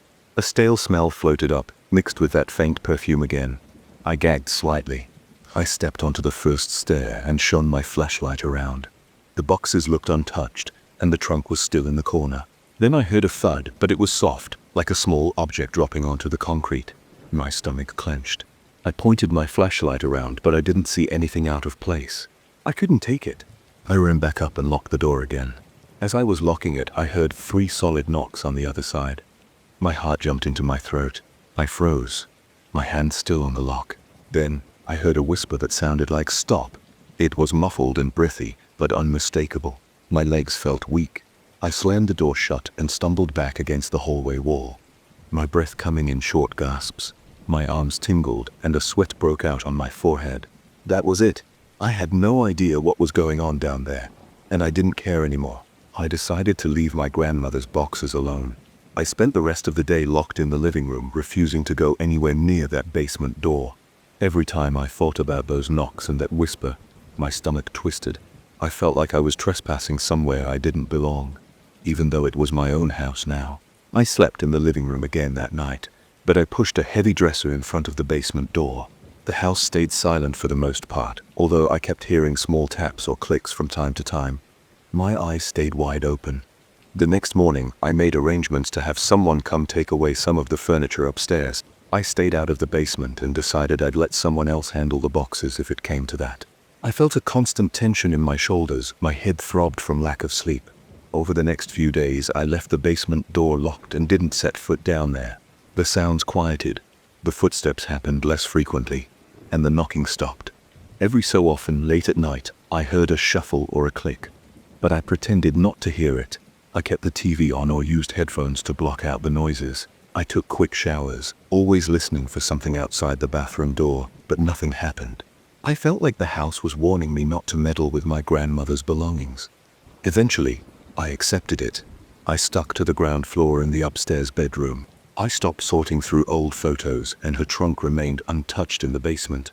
Whenever family members asked about the stuff downstairs, I said I wasn't ready to go through it yet. They seemed to accept that answer. I lived in that house for a while longer, always aware of the basement and always a little tense whenever I walked past that door. The smell of old perfume sometimes hit me in the hallway, even though I never found any perfume bottles down there. I tried to ignore it. I still don't know what caused those footsteps, the rattling doorknob or the knocking. I only know that once I stopped messing with her boxes and belongings, the activity quieted. I decided that was enough of a sign for me to back off. I'm not sure if it was my grandmother's spirit or some leftover energy tied to her things. I just know that I never got used to that feeling in the air, the sudden drop in temperature or the sense that I wasn't alone. Even now, I still lock that basement door every night before I go to bed. If I ever hear anything behind it, I turn up the volume on the TV and pretend I didn't. It's the only way I can get through the night. I still remember the day I stood outside that 2-story house with my wife, holding the printed ad that promised a cheap monthly rent in a decent neighborhood. It was early in our marriage, and we didn't have a lot of money. We needed a place fast. The advertisement said available immediately, and the price was far lower than everything else we'd seen. It sounded perfect. I felt a weird vibe though right when we drove up. The street was quiet and the house looked a bit plain. The curtains were drawn. The lawn was patchy and needed some work. But I was desperate to find a home for us, so I told myself I was overreacting. We walked up to the front porch steps, which creaked under our weight. My wife clung to my arm. She seemed uneasy. The real estate agent had told us he'd be a few minutes late, so we stood there looking at the paint peeling around the doorframe. There was a slight chill in the air, even though it was supposed to be warm that day. I could smell a dampness I couldn't place. It reminded me of a basement or an old attic. My wife looked at me, and I shrugged. We wanted to see inside before jumping to conclusions. After a few minutes, the agent showed up, an older guy with a tired face and an apologetic smile. He greeted us, said hello, and opened the door. The living room was empty, with pale walls and a scuffed wooden floor. I glanced around, noticing the lack of furniture. The place looked abandoned, but not in a sinister way, just unlived in for a while. The air felt stale, and I could smell dust, like old wood. I noticed the windows were all closed. That explained the stale air. The agent walked through the living room and showed us the kitchen. It was small but functional. Old-fashioned tiles, a chipped countertop, and a single overhead light. It flickered slightly when he turned it on. My wife tested the faucet. Water sputtered out at first, then ran clear. The agent moved quickly, pointing at cabinets, explaining that the owners had left some basic shelves and a fridge that might or might not work. I asked if everything was included, and he nodded. My wife asked about the neighborhood, and he said it was generally quiet, with no big problems with traffic or noise. We nodded. It sounded acceptable. Then he led us to the stairs, which were at the end of the hallway, right beside a narrow closet door. The steps were wooden, and some had small cracks. The paint on the railing was chipped. The agent muttered something about how we might want to get that fixed if we decided to rent the place. I remember placing my foot on the first step and feeling how loose it was. I tried to keep my balance. The agent laughed nervously and said, "I wouldn't call it dangerous, but you definitely want to watch your step." Before we went up, the agent's phone rang. He answered and stepped outside to talk. He looked at us, waved a hand and said, "Go ahead and look around. He'll be back in about 15 minutes. Check out everything you need." I looked at my wife and we decided to see the bedrooms upstairs. I felt a little uneasy letting him leave, but also thought this was probably normal. Agents get calls and let clients explore on their own sometimes. Still, something about his quick exit felt strange. My wife and I climbed the stairs. The steps groaned loudly. I remember how every step felt heavier than usual, and I couldn't ignore the echo in that empty house. When we reached the top, I saw a short hallway with 2 doors, one on the left and the other on the right. The hallway itself was just wide enough for us to walk side by side, but we stayed single file. I headed to the door on the left. My wife stayed close behind me, her hand lightly on my back. I pushed open the door to what looked like the main bedroom. It wasn't very big. The walls were off-white, and there was one window facing the street. The floor had the same scuffed wood as downstairs. I took a few steps in and looked around. My wife opened the closet door, which was empty except for a couple of dusty hangers. She noticed a faint smell like stale air mixed with something else we couldn't identify. We left the closet open to air the room out. Then I walked over to the window and tried to lift it. It was stuck, but my hands felt a rough texture on the frame. Paint chips came off in my grip. I fiddled with it until it slid up an inch, letting some air drift inside, but not much. It was quiet outside except for a distant car engine now and then. My wife said, "Let's look at the other room." I nodded. We walked out into the hallway. That's when I heard a sudden, distinct sound. Footsteps above us, or possibly just behind us in the hallway. They were heavy like solid, deliberate steps. My first instinct was to turn around, expecting the agent or maybe someone else. But the hallway was empty. My wife grabbed my arm. I felt her nails press into my skin. I glanced at her. She looked scared, and I felt my heart pounding hard. I forced a laugh and said, "Probably just the house settling or something, old wood." But then the noise came again, this time right behind where we were standing. We both spun around. Still no one there. My wife whispered, "Hello?" Her voice came out shaky. I raised my voice. "Hey, is anyone here?" Nothing. We waited a few seconds in total silence. I tried to control my breathing. It felt like my chest was tight. I heard my heart beating in my ears. My wife whispered to me, "Maybe we should go downstairs." I nodded. We didn't even check the other room. We just headed back toward the stairs, keeping our eyes on the hallway behind us. I couldn't shake the sensation that someone was about to pop out. I kept waiting to see a shadow or a shape, but everything looked normal. Dust particles floated in the faint light near the ceiling. The floor creaked under us, but I didn't hear those heavy footsteps again. We hurried down the stairs. My pulse raced, and I felt an odd cold sweat under my shirt. I gripped the railing so I wouldn't stumble. Once we reached the bottom, I breathed a little easier. My wife was silent. She looked at me with wide eyes. I tried to calm her. "Let's just wait for the agent." We stood in the living room for a few moments, not talking. I noticed my breathing was shallow. I forced myself to inhale deeper. My wife's eyes darted to the hallway leading to the stairs. She was clearly on edge. About a minute later, the front door opened. The agent stepped in, still looking at his phone. He apologized for the wait. I cut him off. "Was anyone else inside just now?" He glanced around and said, "No, I'm the only one with keys. I told him we heard footsteps upstairs. My wife chimed in, explaining how loud and clear it was. The agent's expression changed. His face went tense. He looked down, then scratched his head. He started to say something, then stopped. He exhaled and said, "Look, I wasn't sure if I should say anything. This house was vacant for a couple of months, but before that there was a tenant upstairs. He passed away, and it happened in that second-floor bedroom." He looked uncomfortable. It happened pretty suddenly. My wife gripped my hand. I tried to keep my voice steady. "So you're saying he died upstairs a few months ago?" The agent nodded. He kept fiddling with the keyring. My wife and I exchanged a look. I felt this sick feeling in my gut, like we just stepped into someone else's space and disturbed something that should have been left alone. The agent swallowed and said, "It's an old house. Might be some creaks and stuff that sound like footsteps. But some people get uneasy once they hear about that event." My wife and I said, "We appreciated his honesty, but we wanted to think about it." The agent nodded. He didn't seem surprised that we wanted to leave. He just told us if we had more questions, we could call him. We stepped out onto the front porch and back into the daylight. The outside air felt better. It smelled fresher, and I realized I'd been holding tension in my shoulders since we heard those footsteps. We walked to our car in silence. I glanced back at the house. The upstairs curtains were still drawn. I thought I saw a flicker of movement there, but it could have been a trick of the light. My wife got in the passenger seat. I sat behind the wheel and just stared at the steering wheel for a moment. She finally said, "I don't want to live there." I nodded. Neither did I.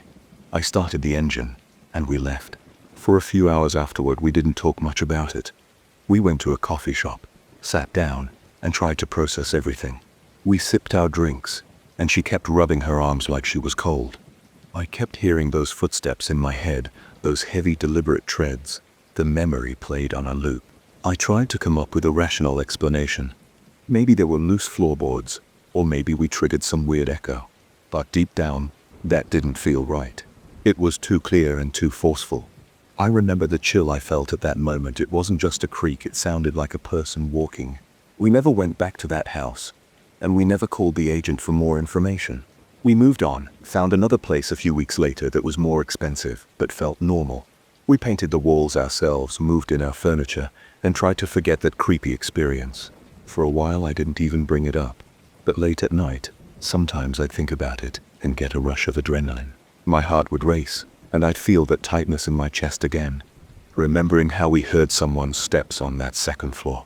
Months passed, and my wife and I were settling into our new apartment. We were happy there, but every so often we'd be looking for something else. A couch on sale, maybe a new bed frame, and the conversation would shift to that day. My wife would say, "I still remember those footsteps." I'd feel a twinge in my stomach. I couldn't help picturing that dark hallway and the strange empty bedroom. I tried to push it out of my mind, but it always came back. One afternoon, I was at work having lunch with a coworker. He started talking about weird house hunting stories, and I ended up telling him about our experience. As I described the footsteps, I felt a knot in my chest. My coworker said, "That's freaky. Are you sure there wasn't someone playing a prank?" I shrugged. The agent was outside on the phone. We were the only ones inside. It just didn't make sense. He told me he'd be creeped out too, and that made me feel less silly. It was good to hear someone else agree that it was a strange occurrence. Even now, years later, I get an uneasy feeling when I think about it. I can recall the sound of each step. It wasn't random creaking. It was a deliberate rhythmic pace, as though someone was walking straight toward the bedroom door. My wife says it still gives her goosebumps. She remembers my expression, the way I turned pale when I realized the hallway was empty. Neither of us had ever experienced anything like that before. We're not overly superstitious or anything, but hearing footsteps in an empty hall is something you don't forget. I sometimes wonder if it was just an odd acoustic effect in an old house. Maybe a neighbor slammed a door and the sound reverberated. The rational side of me tries to figure it out. The other side of me says no, you heard someone walking up there playing his day. That's what sticks with me. It felt so real in the moment that we both reacted the same way. We froze and turned around, expecting to see another person, but there was nothing but dusty floorboards. We never told the agent we thought the house was haunted or anything like that. We didn't accuse him of lying. We just thanked him for his time and left it at that. He seemed relieved when we walked away. Maybe other people have had weird experiences there too. Maybe he was used to showing the house to potential renters and seeing them leave with tense faces. I don't know. We never saw him again. Looking back, I'm glad we trusted our instincts. My wife and I didn't argue about it. We didn't second-guess ourselves too much. We both knew we didn't feel comfortable there. Finding a place to live shouldn't come with an overwhelming sense of dread. Sure, sometimes you get houses that have quirks or need repairs. But this was something else. When you hear footsteps in an empty hallway, you can't just shrug it off. It's too personal. It's too jarring. That house is probably still out there with its chipped paint, worn floors and stale air. Someone else might be living in it now. Or maybe it's still on the market. I don't care to check. Whenever I drive by that street, I make a point of not looking in its direction. It gives me a chill, even in the middle of summer. My wife feels the same way. She's told me she sometimes imagines that if we had rented it, we hear those footsteps at night, maybe in the hallway or right outside the bedroom door. That's enough to keep me from being curious. I still see that moment as a reminder that sometimes you just know when a place isn't right for you. You feel it in your gut, and you sense it in the atmosphere.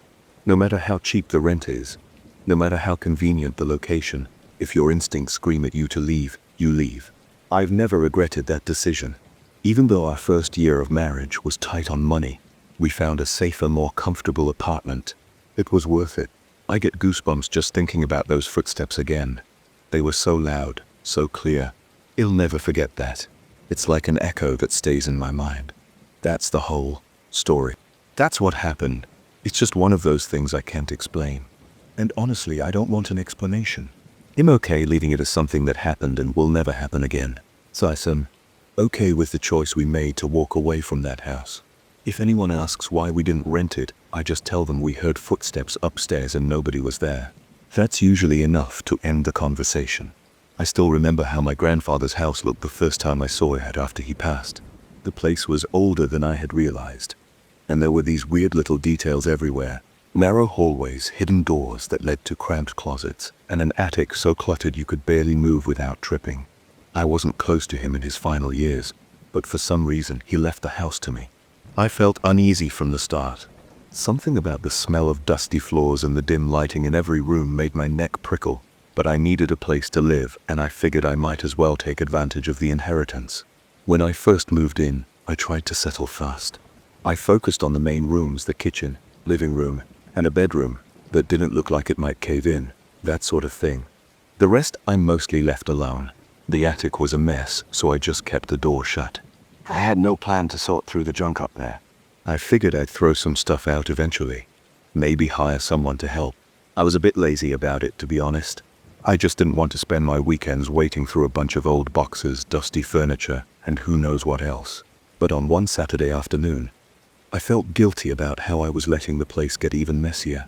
I also had this old broken remote control car in my trunk. A leftover from a garage sale I never finished organizing. The damn thing didn't even turn on anymore. I decided I'd just chuck it in the attic with the rest of the useless junk until I figured out what to do with it. That's when things started to get weird. I took the little car upstairs without much care.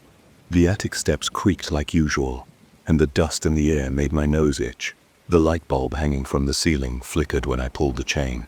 That place was cramped with old furniture, boxes of random metal parts and newspapers, so outdated the pages were yellow and brittle. I walked around a few piles, looking for a decent spot to dump the car. I found a corner behind some chairs and just tossed it. It clattered against the floor, flipping over. Plastic pieces rattled, but I didn't care. As soon as I turned to go back down, I heard the scraping sound on the attic floor, small plastic wheels rolling. I paused on the top step, my heart thumping, and glanced over my shoulder. I couldn't see well because the single bulb was behind me, casting shadows all over the junk. But I heard those little wheels again. It was the exact sound you'd get if you slowly pushed a plastic toy across a wooden floor. I stepped down one stair, trying not to freak out, telling myself it was just my imagination. Or maybe the car shifted on the uneven floor, but the noise got louder, like it was rolling faster. Then I saw the car come around a stack of boxes. It was upright as if someone was guiding it, heading straight for the attic door. It moved as if the motor had power, but the remote was in my jacket pocket with no batteries. I froze. The car didn't stop until it reached the stairwell. Then it tipped forward and rolled down a few steps until it hit my foot. My breathing got tight. I stood there, not sure if I should pick it up or kick it away. The attic felt colder than before. My skin tingled with sweat. I looked behind me into the attic's darkness, but nobody was there.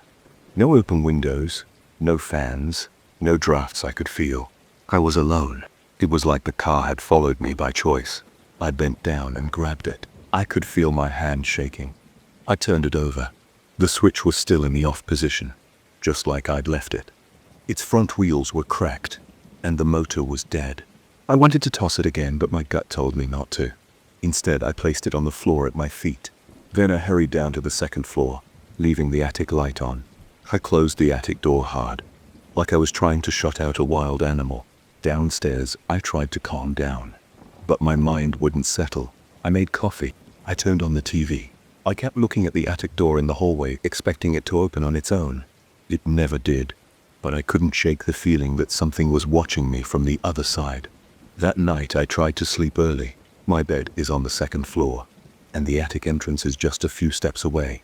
I turned off all the lights except for the small lamp on my bedside table. As I lay there, I heard a faint creaking sound above me. It wasn't loud, but it kept happening in short bursts, like someone pacing back and forth across the attic floor. The house already made strange sounds at night, but these steps were different. They had a rhythm like actual footfalls. I sat up and stared at the ceiling. My chest felt tight, and a bead of sweat rolled down my forehead. I could hear my own heartbeat. I told myself I was just on edge from earlier, so I tried to ignore it. Eventually I drifted off, but the night was restless. My dreams were full of twisting hallways and doors that wouldn't open. When I woke in the morning, my body felt stiff, like I hadn't relaxed at all. I got out of bed and made my way into the hallway. The attic door was shut, same as I'd left it. But as I stood there, I caught a whiff of something musty, almost like stale air mixed with rotted wood. It reminded me of a basement or an old closet that never gets opened. I swallowed hard and tried to move on. Over the next few days, I tried to avoid the attic completely. I focused on cleaning the living room and kitchen. I tried to keep the TV or radio on so I wouldn't hear any weird noises. At night, though, I'd still catch those same footsteps upstairs. Sometimes they stopped right above my bedroom, like something was standing still, listening to me. Other times, I heard a quick scampering sound, as if something was darting between the boxes. I started feeling jumpy and paranoid. Every time I passed the attic door, my shoulders tensed. My breathing got shallow. My mind kept going back to that moment with the remote control car. I wondered if I should just throw that thing away or break it into pieces. But every time I worked up the nerve to go back up there, I'd get this wave of dread. My palms would sweat and my stomach churn. I couldn't bring myself to open that door alone. A few nights later, I woke up to a loud thud from the attic. I jerked upright in bed, heart hammering. The noise was too heavy to be a mouse or raccoon. It sounded like a person stumbling or moving something big across the floor. I grabbed my phone and turned on the flashlight app. I stood there in my pajamas, bare feet on the cold wooden floor, staring at the attic door. Another thud came, followed by a dragging sound. It was like someone was pulling a heavy trunk across the floor.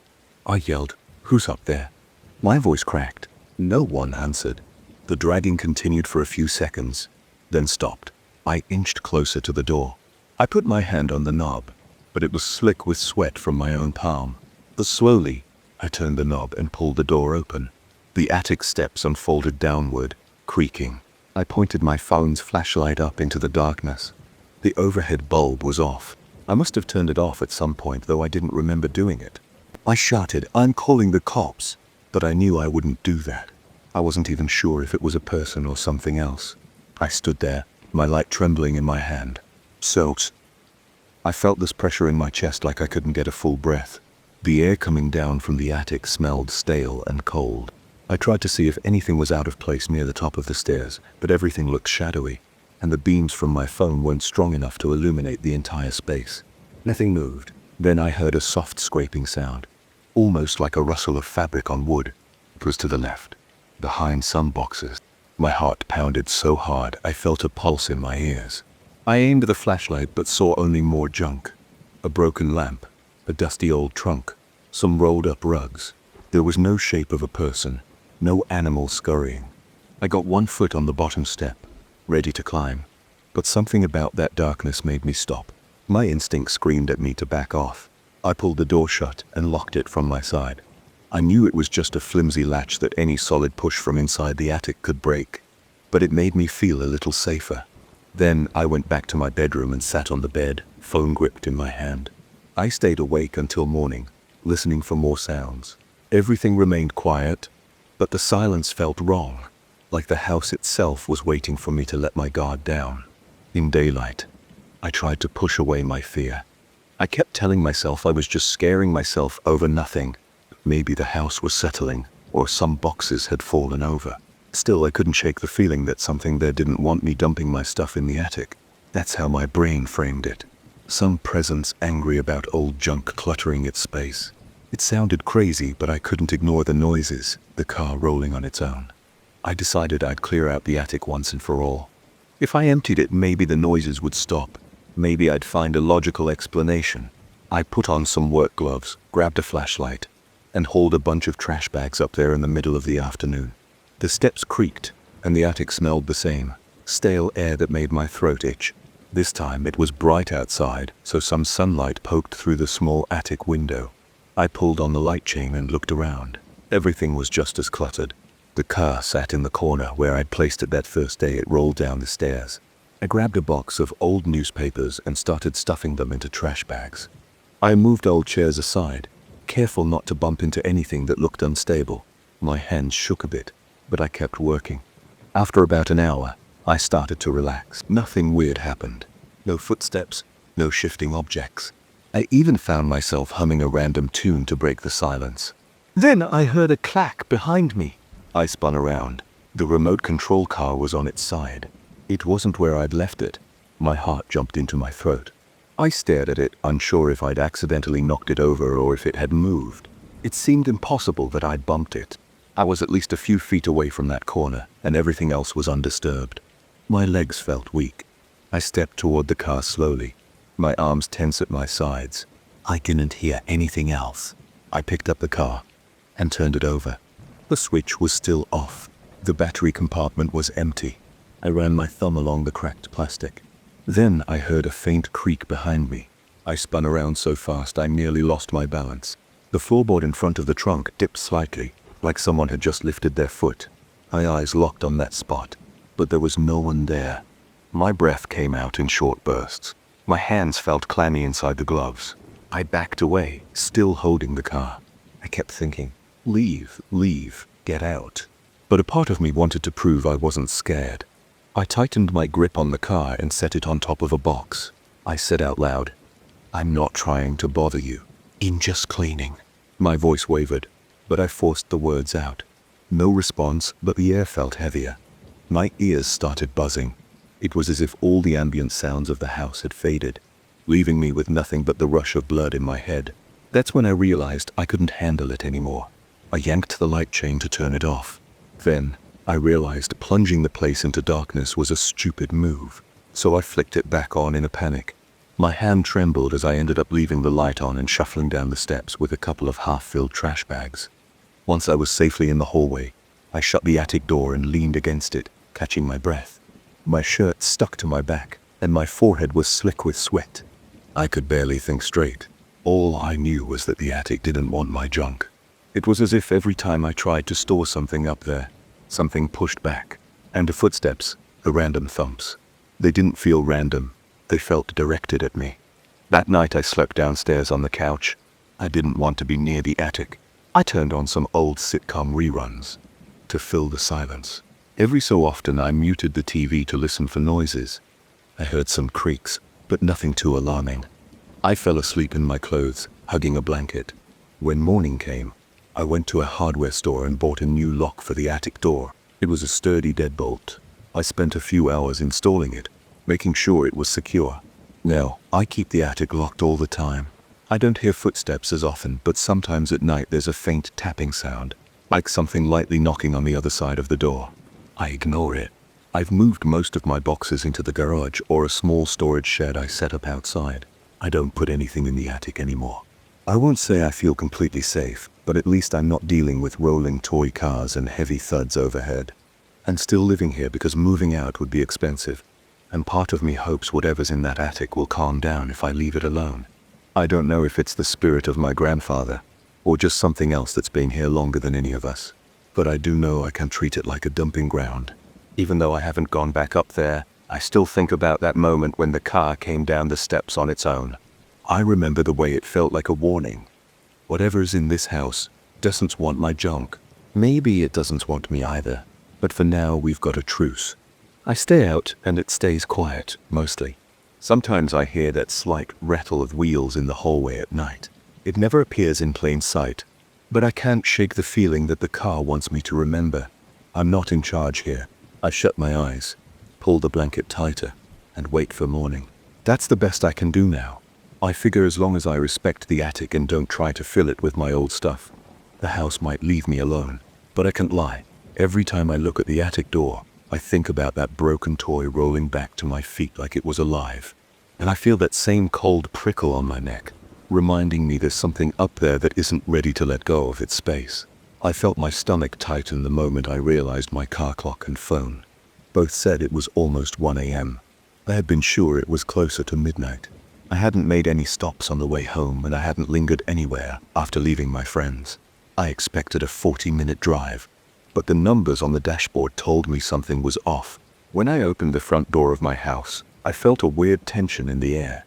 My wife stood in the hallway, arms folded, staring at me with a rigid expression. I didn't know how to explain why I got home an hour later than expected because I didn't have an answer. I got home around 12:05. According to my original plan, I should have parked in the driveway no later than 11:45 p.m. or maybe midnight, give or take a few minutes. My wife asked me where I had been, and I couldn't give her a straight explanation. I only told her I drove home right after dinner. No stops. I saw she was annoyed and maybe a little worried. She asked if I was lying. I said no. I repeated the same line. I came straight home, but that didn't change the time on my phone or the clock in the car. I dropped my keys on the kitchen counter and took off my jacket. My wife crossed her arms and leaned against the counter, tapping her foot, still waiting for something more from me. I could feel her skepticism. I tried to recall every step I took from the moment I said goodbye to our friends. I remembered hugging them as we walked to my car, turning the key, and checking the time on my phone. It had been around 11. The trip back to our house is straightforward. A single highway stretch, a right turn at one exit, and a few more minutes on a local road. It should take no more than 40 minutes. I sat down on the couch in the living room, rubbed my eyes and tried to calm down. My heart was beating fast, and my head felt foggy. My wife sat next to me. She asked if I was feeling okay. I shrugged and said yes, just a bit tired. She said my face looked pale, and I felt sweat on my forehead. I remember feeling uneasy, like I had just woken from a nap, but I knew I'd been fully awake while driving. My muscles felt stiff, and there was a slight tremor in my hands. I wondered if I was coming down with something, but I had no other symptoms except this unsettling confusion. I went back to the car to see if the GPS had recorded my route. Normally it logs every moment I'm on the road, showing my speed, direction and location at each segment of the trip. I scrolled through the log from my phone app. It showed me leaving the restaurant parking lot at 11:12. The route was normal until 11:36 p.m. Then there was a gap. The log jumped from 11:36 to exactly 12. There was no location, no data, no record of where I was or how I was driving during those 24 minutes. I stared at that gap, trying to figure out what it meant. My wife looked over my shoulder. She saw the blank space in the timeline. She asked if maybe my phone lost signal. That stretch of highway usually has strong coverage. I can't remember ever losing GPS on that route. Still, I didn't have any other explanation. The phone data just didn't exist for those minutes. I scrolled further and found the log resumed at 12:00 a.m., near a spot on the highway about 15 minutes from home, which would have put me at our house by 12:15 a.m. But the car clock read almost 1 week ago when I arrived. My phone also agreed with that time, so the clock wasn't malfunctioning. The final part of the GPS log was consistent, showing me continuing home with no further issues. But somewhere in that missing block, I had lost an hour and couldn't piece it together. I tried to recall the highway as I drove it. It was dark, but there were occasional streetlights and reflective markers. I remembered passing a large billboard for a local casino around 11. I remember noticing a road sign for a gas station at some point. Beyond that, it's all fuzzy. I couldn't pick out anything unusual about the drive, except that I couldn't remember when I saw the big overhead sign for my exit. Usually that sign is impossible to miss, but the memory wasn't there. We went back inside. My wife made some coffee, and we sat at the dining table. She asked if I had dozed off on the side of the road. I said I never pulled over. My eyes were open, and I was paying attention. I was sure I hadn't taken a nap. She asked if I got stuck in traffic. That also made no sense because the highway was mostly empty, and I definitely didn't see any traffic jam or signs of an accident. My mind started to race with possibilities. Could I have taken the wrong exit? Maybe I drove in circles, but the GPS would have shown that. If the phone had no signal, the car's built-in navigation would probably still record it. But when I checked the car's system, the route log was blank during the same span. It was as if the car and phone both went offline at 11:36 p.m. and came back on at midnight. Yet there was no sign of me actually stopping. I felt a strange wave of nausea, and my hands trembled. I leaned over the table and steadied myself. My wife reached out to hold my arm and felt me shaking. She asked, what was wrong? I said I didn't know, just that something was making me feel uncomfortable. She walked me to the bathroom where I splashed water on my face. I looked at my reflection. My eyes looked bloodshot, and there was a faint bruise on the side of my neck. I hadn't noticed it until I looked in the mirror. It was small and circular, like a thumbprint. I pressed it, and it hurt a bit. I had no memory of hitting my neck or hurting myself during dinner. My wife noticed the bruise when I came out. She said it looked fresh. I touched it again, trying to recall anything that might explain it, but drew a blank. She asked if something happened at the restaurant, but I hadn't told her. I said no, it was just a normal dinner with friends, some light conversation, and a quick goodbye. She suggested I might have bumped into something while getting in the car, but I was sure I would remember that. I told her I'd check my jacket or shirt for any damage later. I changed out of my clothes and noticed the underside of my forearms had 2 faint red marks, almost like scratches. They weren't bleeding, but they looked fresh. A chill ran down my spine. I started questioning every step of the night again. Dinner was normal. The drive started off normally. Then at some point I lost the thread of time. My wife told me to sit down and try to relax. She said we could call one of our friends to confirm what time we left the restaurant. I agreed. We called Ryan, who had been at the dinner. Ryan picked up, sounding groggy, and confirmed that we had left together around 11 o'clock p.m. He remembered me waving goodbye in the parking lot. He got home around 11:40 p.m. We live in different neighborhoods, but his trip is about the same distance, so he arrived on schedule. Ryan asked if something was wrong. I just said I had a weird delay. I didn't feel like explaining everything, so I told him I'd fill him in later.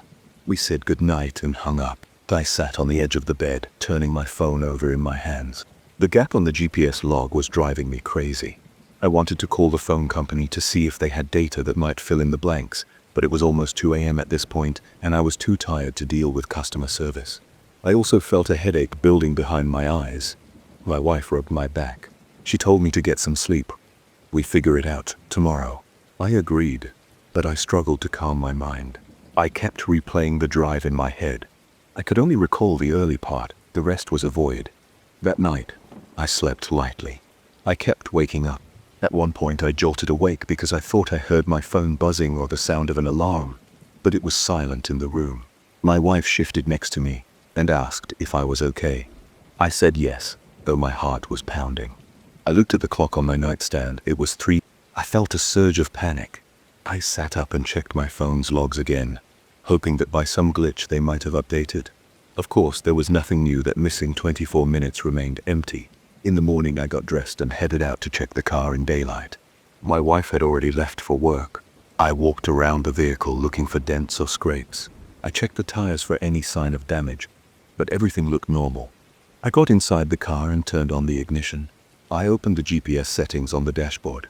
I scrolled through the trip history. It showed the same gap between 11:36 p.m. and midnight. The system had no memory of anything in that time frame. I sat there in the driver's seat, letting the engine idle. I touched the steering wheel and examined the center console.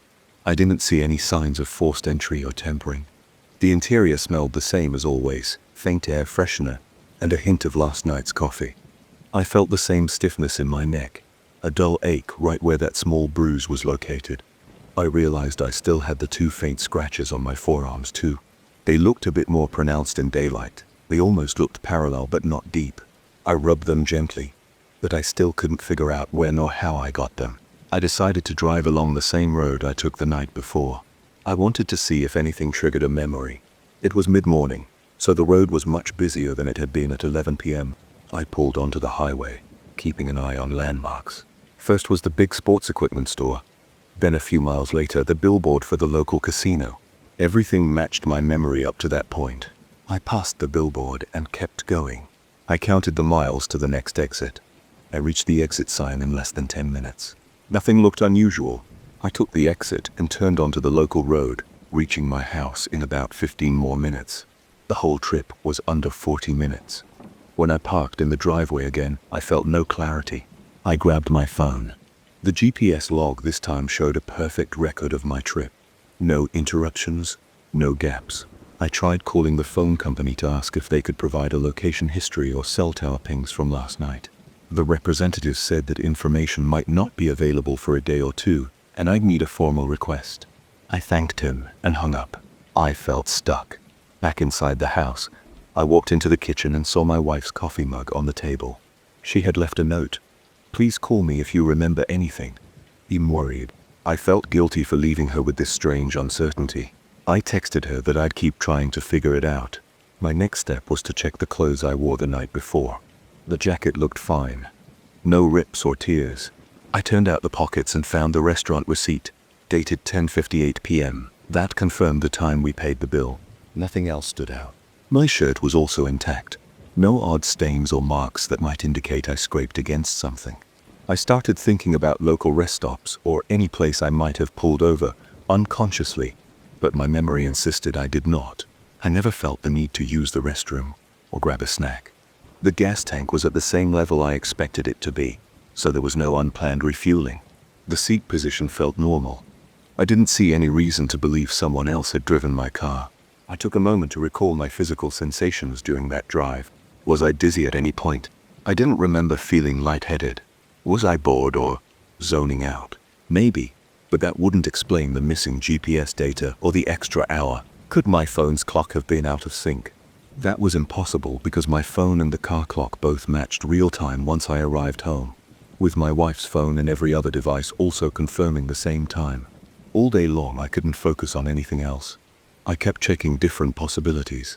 Maybe I passed through an area of heavy electromagnetic interference, but that sounded more like science fiction than real life. I also considered if maybe the phone software had glitched, but the car's system glitching in the exact same window felt too coincidental. I had no explanation for the bruise and the scratches. The best I could do was guess that I might have fainted without noticing, but I was behind the wheel the whole time. There was no damage to the car, and I had no memory of drifting off the road or stopping. As the day wore on, I felt this underlying tension in my body, like a current of anxiety that wouldn't let up. Every so often, I catch myself glancing at the clock as if checking I was still in the right time.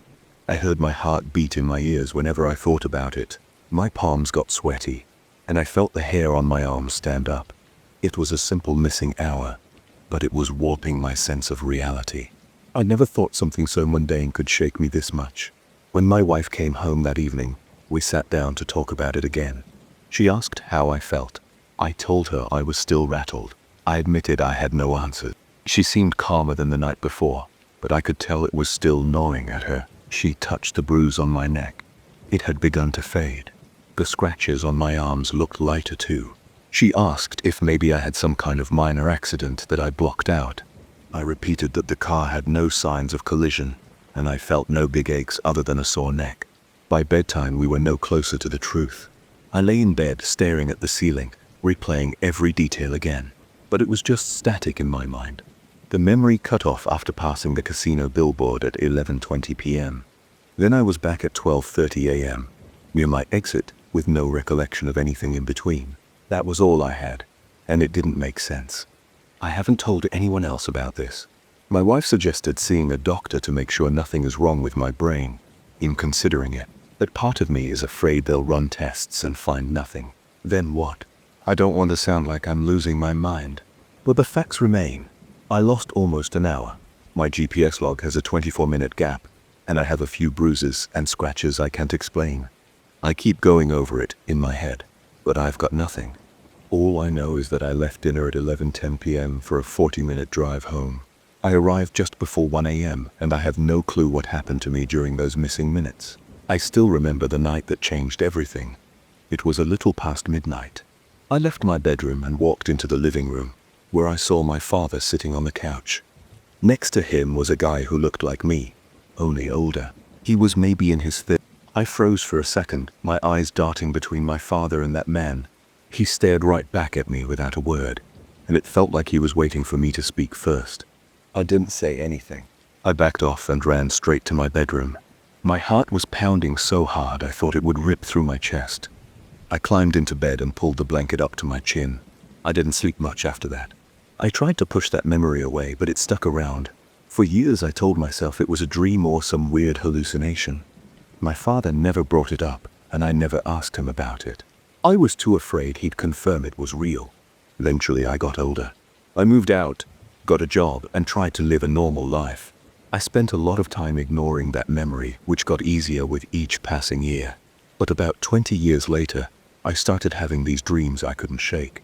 In these dreams, I'm on a couch that reminds me of my father's old living room. Across from me is a younger version of myself. I can see his face. It's me but smaller, with a different haircut and wide, nervous eyes. It's the same scene I remember from that night so long ago. But it's flipped. Now I'm the older one, and he's the younger. In the dream, my heart races. I hear myself talk, but I can never remember the exact words when I wake up.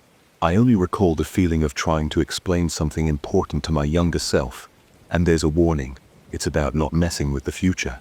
Every time I wake up, I'm drenched in sweat, and my pulse is frantic. My shirt sticks to my skin, and I have trouble catching my breath.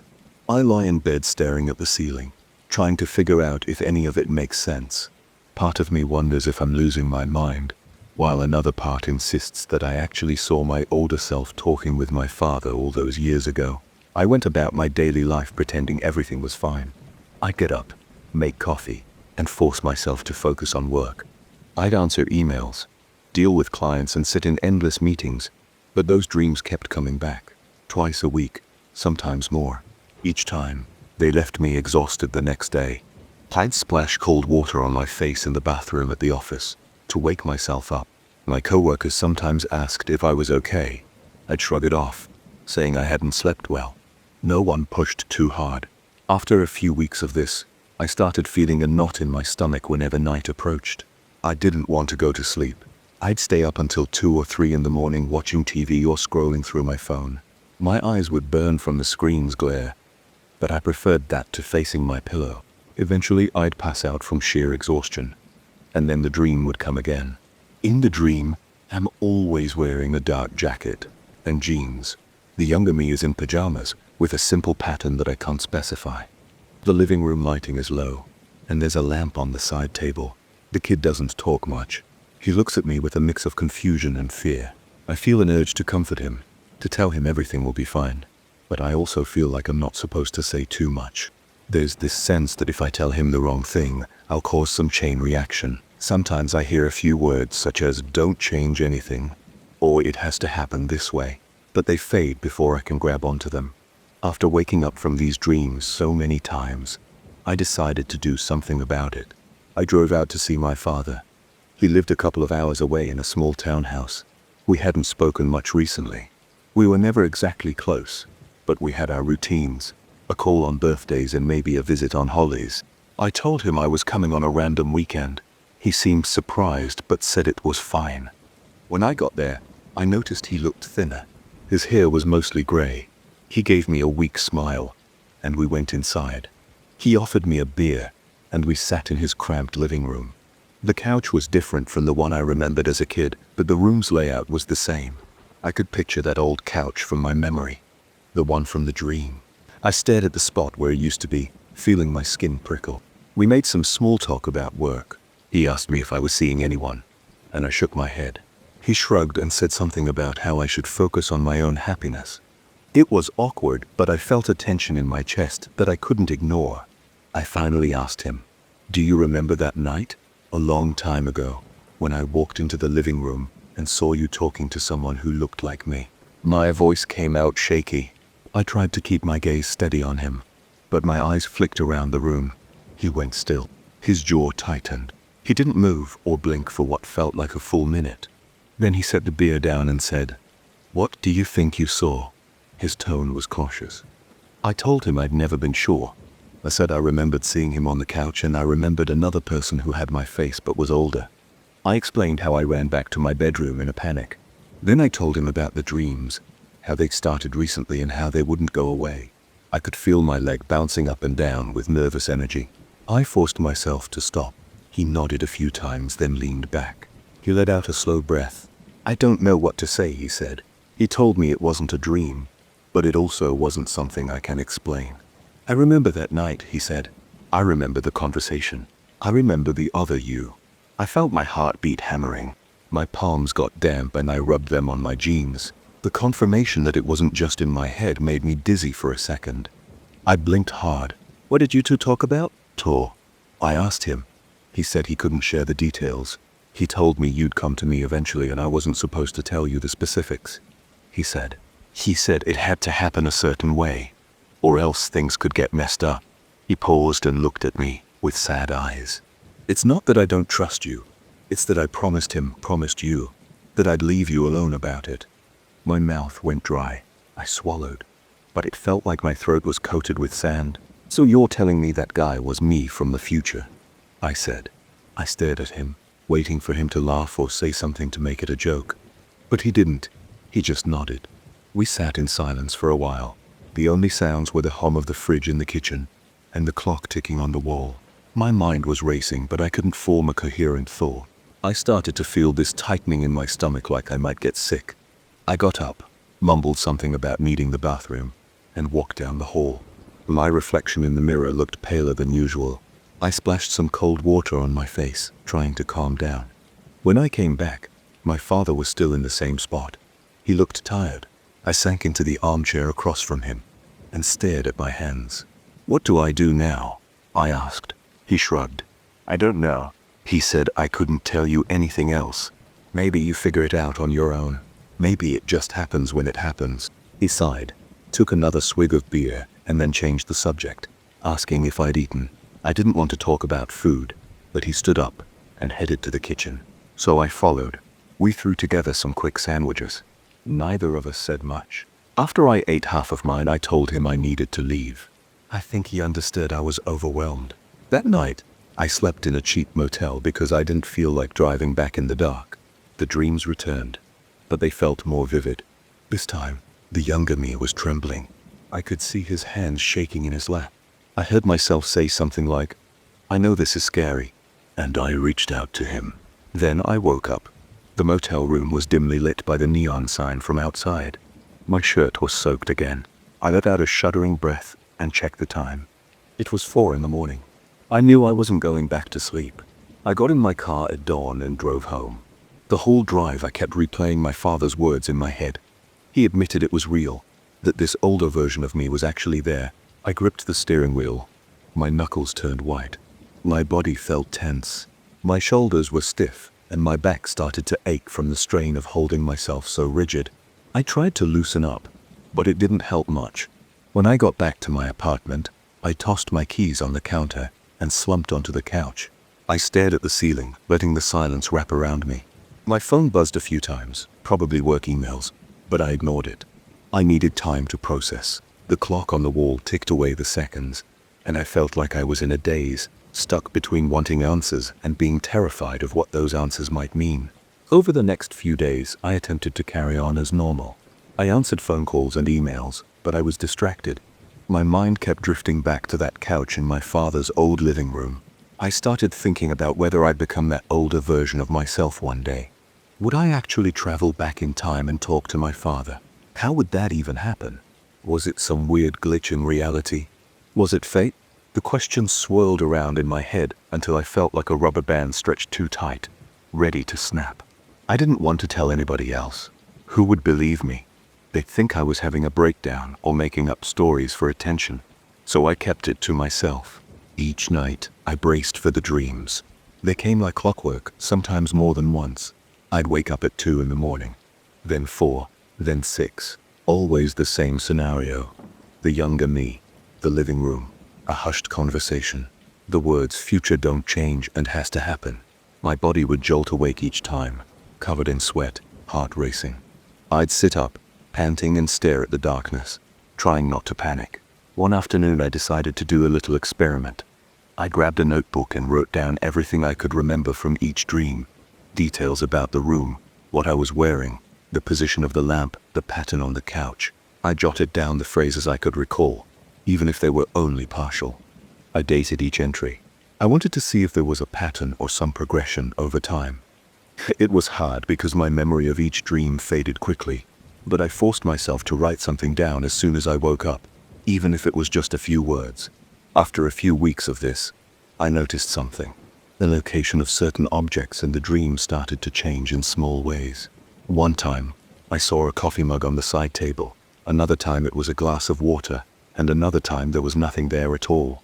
It was subtle, but it made me wonder if I was seeing different versions of that event, or maybe my mind was filling in gaps. I couldn't tell. It was unsettling because it felt like the dream itself was shifting, almost as if it were a real memory that kept reconfiguring itself. The tension in my life got worse. I started avoiding social invitations because I didn't want to have to pretend I was okay. I'd come home, lock the door, and sit in the dark. I'd watch random shows on TV with the volume low, not really paying attention. My appetite dropped. I lost a few pounds because I'd forget to eat. I was consumed by this loop of trying to figure out what was happening and dreading sleep, because I knew the dream would come. One night, I couldn't handle it anymore. I walked into my living room, turned on every light, and sat down on my couch. I stared at the empty armchair across from me, half expecting my older self to appear. My heart was pounding, and my breath was shallow. A bead of sweat trickled down my temple, but nothing happened. It was just me in that quiet apartment. After a while, I shut off the lights and went to bed. In the morning, I woke up with a new determination. If I was destined to become that older version of me, so be it. But sitting around in fear wasn't helping. I decided to try to live my life without letting this consume me. I forced myself to reconnect with a few friends. I scheduled a couple of weekend get-togethers. I started eating more, even if I had to choke down the food sometimes. I began running in the mornings, figuring the physical activity might help me sleep better. The dreams still came, but I tried a new tactic. As soon as I woke up, I told myself, this is part of something bigger. I can't control it. I can only deal with it. I'd breathe in through my nose, out through my mouth, and wait for my heart rate to slow down. Then I'd get up, drink some water, and open a window. It helped a little. At least I wasn't hiding anymore. I haven't figured it all out yet. I don't know if I'll ever fully understand how I saw myself at that age, talking to my father. I don't know if one day I'll find myself back in that living room, sitting on that couch, staring at a younger version of me. But I'm not denying it anymore. I accept that it happened, and I accept that maybe at some point it will happen again from the other side. Right now, all I can do is keep going. My father doesn't bring it up anymore, and I haven't asked him again. Part of me wants to push him for more details, but part of me is scared of what he might say. If I'm not supposed to change the future, maybe it's better if I don't know too much. So I'm living my life day by day, carrying this strange secret. I'm still having those dreams, but I'm managing. Some nights I even sleep through the night without waking up. It's rare, but it happens. Sometimes I sit on my couch at home, and I remember the fear I felt that first time. I remember how my legs almost gave out when I realized I was looking at an older version of myself. Now, I wait and see if that older version will ever show up again. If he does, maybe he'll be ready to talk this time. Maybe I'll have a chance to ask him what's really going on. Or maybe it's better I don't ask. I'm not sure. For now, I'm just living. That's the only thing I know how to do. If time decides to loop back on itself and I end up in that old living room, then I'll deal with it. Until then, I'll wake up every morning, take a shower, get dressed, and try to face the day without letting the memory of that night wreck me. It's not perfect, and sometimes I still feel that rush of panic when I think about it, but I'm handling it the best I can, and maybe that's enough. I never expected a simple beach trip to leave me feeling this drained. My wife and I arrived at the hotel on a Saturday afternoon, hoping to escape our workloads and constant calls from the office. As soon as I stepped out of the car, I felt the sun on my face. It was warm and bright, and the ocean breeze felt comfortable. I remember thinking that this place would bring me some peace. I was wrong. We checked in at the front desk around 3 in the afternoon. The lobby smelled like coconut air freshener. There was a ceiling fan spinning slowly above a small seating area, with a few worn-out chairs and an old coffee table. The reception clerk handed us our keys and gave us directions to our room, speaking in a calm tone and welcoming us with a tired smile. It seemed like they didn't have many guests that week, which made me think we have plenty of quiet time. Our room was on the second floor facing the beach. I noticed a large glass door leading out to a tiny balcony. The view was fine. I could see the sand and the waves in the distance, although some palm trees blocked part of the ocean. The walls inside were off-white, and the floor was covered in beige tiles that felt cool under my feet. My wife set her suitcase on the bed and started unpacking. I walked over to the balcony door, slid it open, and stepped outside. I could hear the waves rolling in. I inhaled the salty air, and the sound of gulls made me feel like I was finally away from the office. I felt tension leaving my shoulders as I stood there. We spent the first day just settling in. My wife and I went for a short walk along the beach. The sand felt slightly damp, and the wind carried the faint smell of seaweed. We passed a few people scattered around on towels. No one seemed loud or bothersome. It was quiet. We took some photos with our phones, mostly capturing the waves and shoreline. Then we headed back to the hotel to shower and rest. That first night felt ordinary. We ate at a small restaurant near the entrance. They served fried fish and fries on plastic plates. The place was nearly empty, but there was a soft hum of conversation coming from one table in the corner. I didn't pay much attention to it. I just noticed a man in a baseball cap quietly watching something on his phone. My wife and I finished our meal and returned to our room. The bed was a bit firm, but I slept without much trouble. On the second day, we walked around town for a while. There weren't many stores, just a souvenir shop with seashell necklaces and t-shirts. We bought a magnet for our fridge at home. The rest of the day was simple. We read magazines by the pool, dozed in the lounge chairs, and occasionally dipped our feet in the water. I started to feel better than I had in weeks, maybe months. That night, though, I had the nightmare that changed everything. It must have been around 3 in the morning when I woke up sweating. My heart was pounding as if I'd been running. The room was dark, except for a faint glow from the hallway light that seeped through the cracks around the door. My wife was asleep on her side. I was on my back, staring at the ceiling, breathing hard. I glanced at the corner near the balcony door. I couldn't explain why, but I sensed movement there. I sat up, and in that shadowed corner stood a tall figure in a dark cloak. He wasn't moving much, but I saw enough to tell he was taller than me, maybe by a foot or more. The cloak covered his arms, and I couldn't see his face. I tried to speak, but nothing came out. My chest felt tight, and my throat felt blocked. I heard my pulse in my ears, and my hands started shaking. I looked at my wife, but she was still sound asleep. Then I realized there was no sound coming from the figure, no breathing, no rustle of fabric. It was just there. I sensed a cold air around me, as if someone had turned on an air conditioner, but there was no machine running in the room. I pressed my back against the headboard, trying to get away. My palms felt damp against the sheets. Although he didn't speak, I felt him project words into my mind. "I can help if you come with me." It wasn't a whisper, and it wasn't a voice. It was like an intrusive thought that invaded my head. My entire body tensed. I couldn't tell if I was awake or dreaming. I wanted to get up and run, but I couldn't move. I was frozen in place, staring at that corner. Then, without any warning, everything went dark. I didn't see the figure anymore, and I didn't see the room. It was like my eyes were open, but there was nothing to see. My heart kept racing, and I remembered feeling my pulse hammering in my throat. I tried to call out to my wife, but I still couldn't make a sound. Then I felt a hard jolt, as if someone had pushed me. My eyes snapped open, and I was back in the room. The lights were still off, and I was drenched in sweat. I gasped for air, shaking all over. My wife stirred beside me. She asked if I was okay. She sounded half asleep. I told her I'd had a nightmare. She tried to soothe me, but I was too disturbed to settle down. I got up and walked to the bathroom. I turned on the light and stared at my reflection. My face looked pale, and my hair was sticking to my forehead.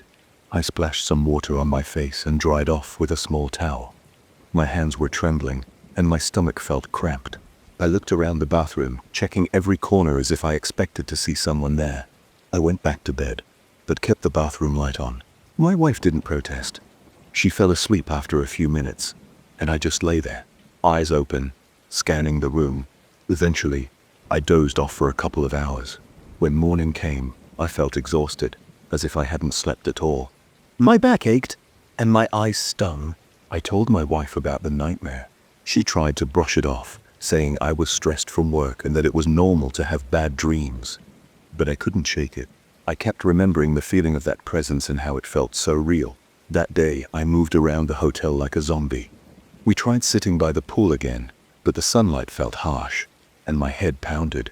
Every little noise seemed too loud. I felt a pressure in my chest, as if I couldn't take a full breath. My wife suggested we go for a walk on the beach. We made it a short walk. The sun was bright, and the sand felt hot, but I just felt weak. I kept looking over my shoulder, expecting to see someone behind me, but no one was there. My wife asked if I was coming down with the flu, and I said I didn't know. I just felt off. By evening, I had lost my appetite. We stayed in the room and ordered a small dinner from room service. I barely touched it. My wife ate quietly, watching me. She asked if I wanted to see a doctor, but I said no. I just wanted the day to be over. When we finally lay down to sleep, I insisted on leaving the bedside lamp on. She agreed. I slept in short bursts, waking every hour or so. Every time I opened my eyes, I scanned that corner. It was empty, but my heart still pounded. The rest of the trip was more of the same. I didn't enjoy the beach or the facilities. We tried to do a bit of sightseeing on our final day, but my energy was gone.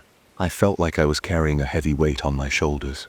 Even simple tasks like walking down the stairs or carrying our beach bag felt hard. My legs felt stiff. My wife stayed patient with me, but I could see the concern on her face. On our last night, I collapsed into bed early. I didn't have the same nightmare again. However, I slept poorly. My dreams were filled with strange images that I forgot as soon as I woke up. I just remember feeling uneasy. When we finally packed up to leave, I felt relief. I wanted to get away from that hotel, away from the room where I saw that figure. My wife drove us home because I was too distracted to concentrate on the road. Back home, I thought things would get better, but they didn't. I found myself waking up at odd hours, sweating through my shirt.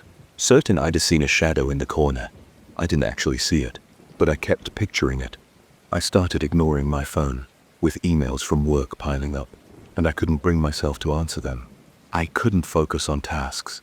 My wife tried to reassure me that it was just a nightmare, but my mood stayed low and I felt weaker each day. A few days after our return, I called my boss and resigned. I had been at that job for 10 years, and I ended it with one phone call. My boss sounded shocked. He asked if everything was okay. I just told him I couldn't do it anymore. I hung up and stared at the wall. I didn't cry or scream. I just felt empty. My wife was surprised. She tried to ask why, but I had no answers that made sense. I just said I felt done. During the next few weeks, I avoided looking at any pictures from that trip. My wife had a few on her phone, mostly shots of the beach and the hotel balcony. One day she was scrolling through them, and I caught a glimpse of the hotel's lobby. My stomach turned and I felt my shoulders tense. I had to leave the room. Even the sight of that place brought back the memory of that figure standing in the corner of our room. I kept remembering that feeling of being unable to move or speak, and that sense that something had drained my energy. My heart raced every time I thought about it. Over time, I kept to myself. I avoided social events. I didn't apply for another job right away. My wife became concerned, but she didn't push me. I spent most of my days at home trying to distract myself by tidying up the house or mindlessly browsing the internet. But each night, I struggled to fall asleep. My mind kept drifting back to that hotel room, replaying every detail of that nightmare. Whenever I finally dozed off, I'd wake a few hours later, sweating and gasping for air. I couldn't escape the thought that something had followed me back or that I had left a part of myself in that room. Some nights I found myself standing in the hallway at 2 or 3 in the morning, staring at corners and doorways. I checked behind doors and inside closets. I never found anything, but my pulse stayed fast. My wife would come out of the bedroom to see what I was doing. I couldn't explain it. I just muttered that I was checking something. She'd nod and ask if I wanted some water. Sometimes I said yes, sometimes no. I felt too uneasy to sleep, too jittery to relax. It's been a while since that trip. I still can't open the folder on my computer that has the photos from the beach. My wife had uploaded them after we got back, and every time I see that folder, my stomach twists. It reminds me of that corner, that cloak, that silent figure, and the feeling that he wanted me to follow him. I don't know where he wanted me to go, and I don't want to know. I feel like if I think about it too much, I'll lose whatever grip on reality I have left. That's the story. I wish it was just a weird dream. I've tried to tell myself it was only stress, that maybe the flicker of streetlights and the shape of a curtain played tricks on my mind. But I can't convince myself. Something about that night in the hotel changed me. I don't feel like I'll ever get that energy back. Even now I can't rest properly. My shoulders stay tense, and my nerves stay on edge. If I see any picture of a similar hotel or a similar room layout, my heart starts racing again. I know it sounds crazy, but I can't help it. That's exactly how it happened, and I can't make it go away. I arrived at the old property on a Monday morning. The main house stood at the end of a long driveway lined with oak trees. The place looked neglected from the outside. The shutters were missing paint, and the wood on the porch looked warped from years of rain. I stepped out of my car and stared at the building. I felt an uneasy chill run down my spine. I assumed it was just the morning wind, but something felt off right away. I tried to shake that feeling and reminded myself this was just a job. I had been hired to manage the maintenance of the place. My job was to coordinate repairs, manage a small crew, and make sure the property got the attention it needed. But it didn't take me long to realize I wasn't just dealing with a rundown estate. I walked up the porch steps and tested a few of the boards with my foot. Some of them creaked so loudly I was afraid I'd break right through. Then I reached the front door, which was solid oak with a large brass handle. I knocked, not expecting anyone to answer, since the owner had told me nobody really lived there full time. The caretaker, who had been around for years, had recently retired. I was supposed to take over. Nobody answered, so I dug the key out of my pocket and opened the door. The hinges squeaked, and the heavy door scraped against the floor as it swung inward. Inside, the house smelled like dust and stale air. The entry hall was dim, lit by a small window near the ceiling. The wood floors were scuffed, and an old rug stretched across the corridor. I set my bag down and reached for the light switch. The lights flickered for a moment, and then held steady. I remembered thinking that the wiring was going to need a serious upgrade. There was a wide staircase to my right, leading to the second floor. A corridor extended straight ahead, and I could see several doors along the walls. According to the information I'd gotten, the house was built in the late 1800s. It belonged to a noble family back then, one that had lost much of its fortune over the years. Most of the original furniture remained, including a few antique chairs, a large dining table, and a massive desk in the study. I heard a rustling sound upstairs. It was faint, like fabric brushing against wood. I called out to see if anyone was there, but got no answer. I shrugged it off, figuring it might be the wind coming through a loose window. Roy stepped into the living room on the left. The place was dusty, with sheets draped over some of the furniture. A tall grandfather clock stood in the corner, but it wasn't ticking. I spent the rest of that first day walking through each room, making notes on my phone about what needed immediate attention: broken windows, chipped paint, leaky plumbing. A few times I thought I saw something out of the corner of my eye, a shape or shadow that moved. But when I turned, there was nothing. The house was quiet, except for random clicks and creaks. Old houses do that, I told myself, but I couldn't shake the feeling that I was being watched. The hairs on the back of my neck kept standing on end. By late afternoon, I met Raoul and Victor, two handymen who had been hired to help me. They arrived in a truck filled with tools. Raoul was in his 50s, with a short beard and a no-nonsense attitude. Victor was younger, maybe in his 30s, and seemed eager to work, but also a bit nervous about the house. They mentioned hearing rumors that the place was haunted, but we all kind of joked about it.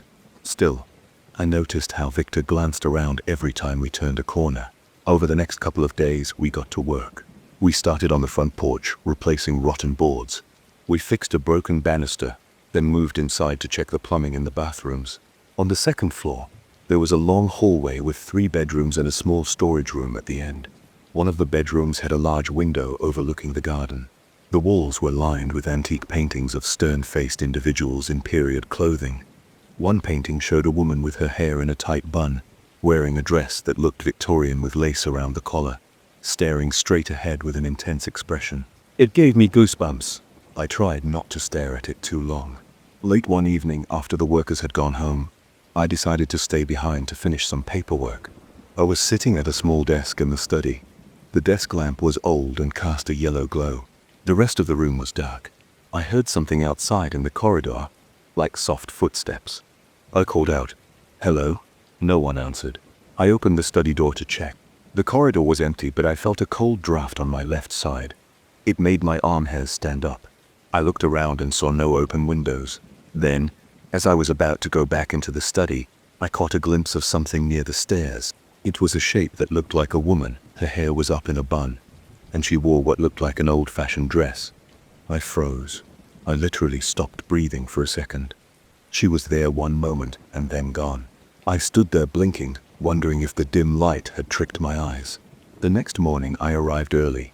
Raoul and Victor were outside, talking near the truck. They asked me if I'd been messing with the breaker box the night before. Apparently, some lights in the house had flickered on and off around midnight. I told them I hadn't touched anything. Victor said he swore he saw a light moving in an upstairs window when he drove away the previous evening. I didn't say much, just told them I had heard some weird noises. Raoul shrugged and told us not to let our imaginations run wild. That day, we focused on the second floor. We started painting some of the rooms. While Victor painted the hallway, I worked in one of the bedrooms scraping the old wallpaper. Raoul was installing new light fixtures in another room. At one point, I stepped into the hallway to ask Victor for more supplies. He was standing near the top of the stairs looking pale. I asked him what was wrong. He said he felt a shove from behind, like someone pushed him toward the steps. He almost fell. When I looked at him, I could see genuine fear in his eyes.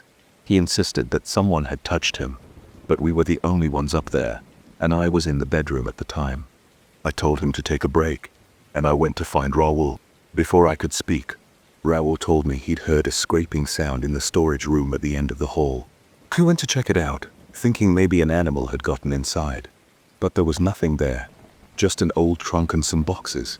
He said the trunk lid started rattling on its own. He opened it and found only clothes and papers inside. Nothing else. He left the room and locked it, but he still looked uneasy. Neither of us could explain any of these incidents. 2 days later, the owner came by to check on our progress. He was an older man, probably in his late 60s, wearing a suit that looked too formal for a construction site.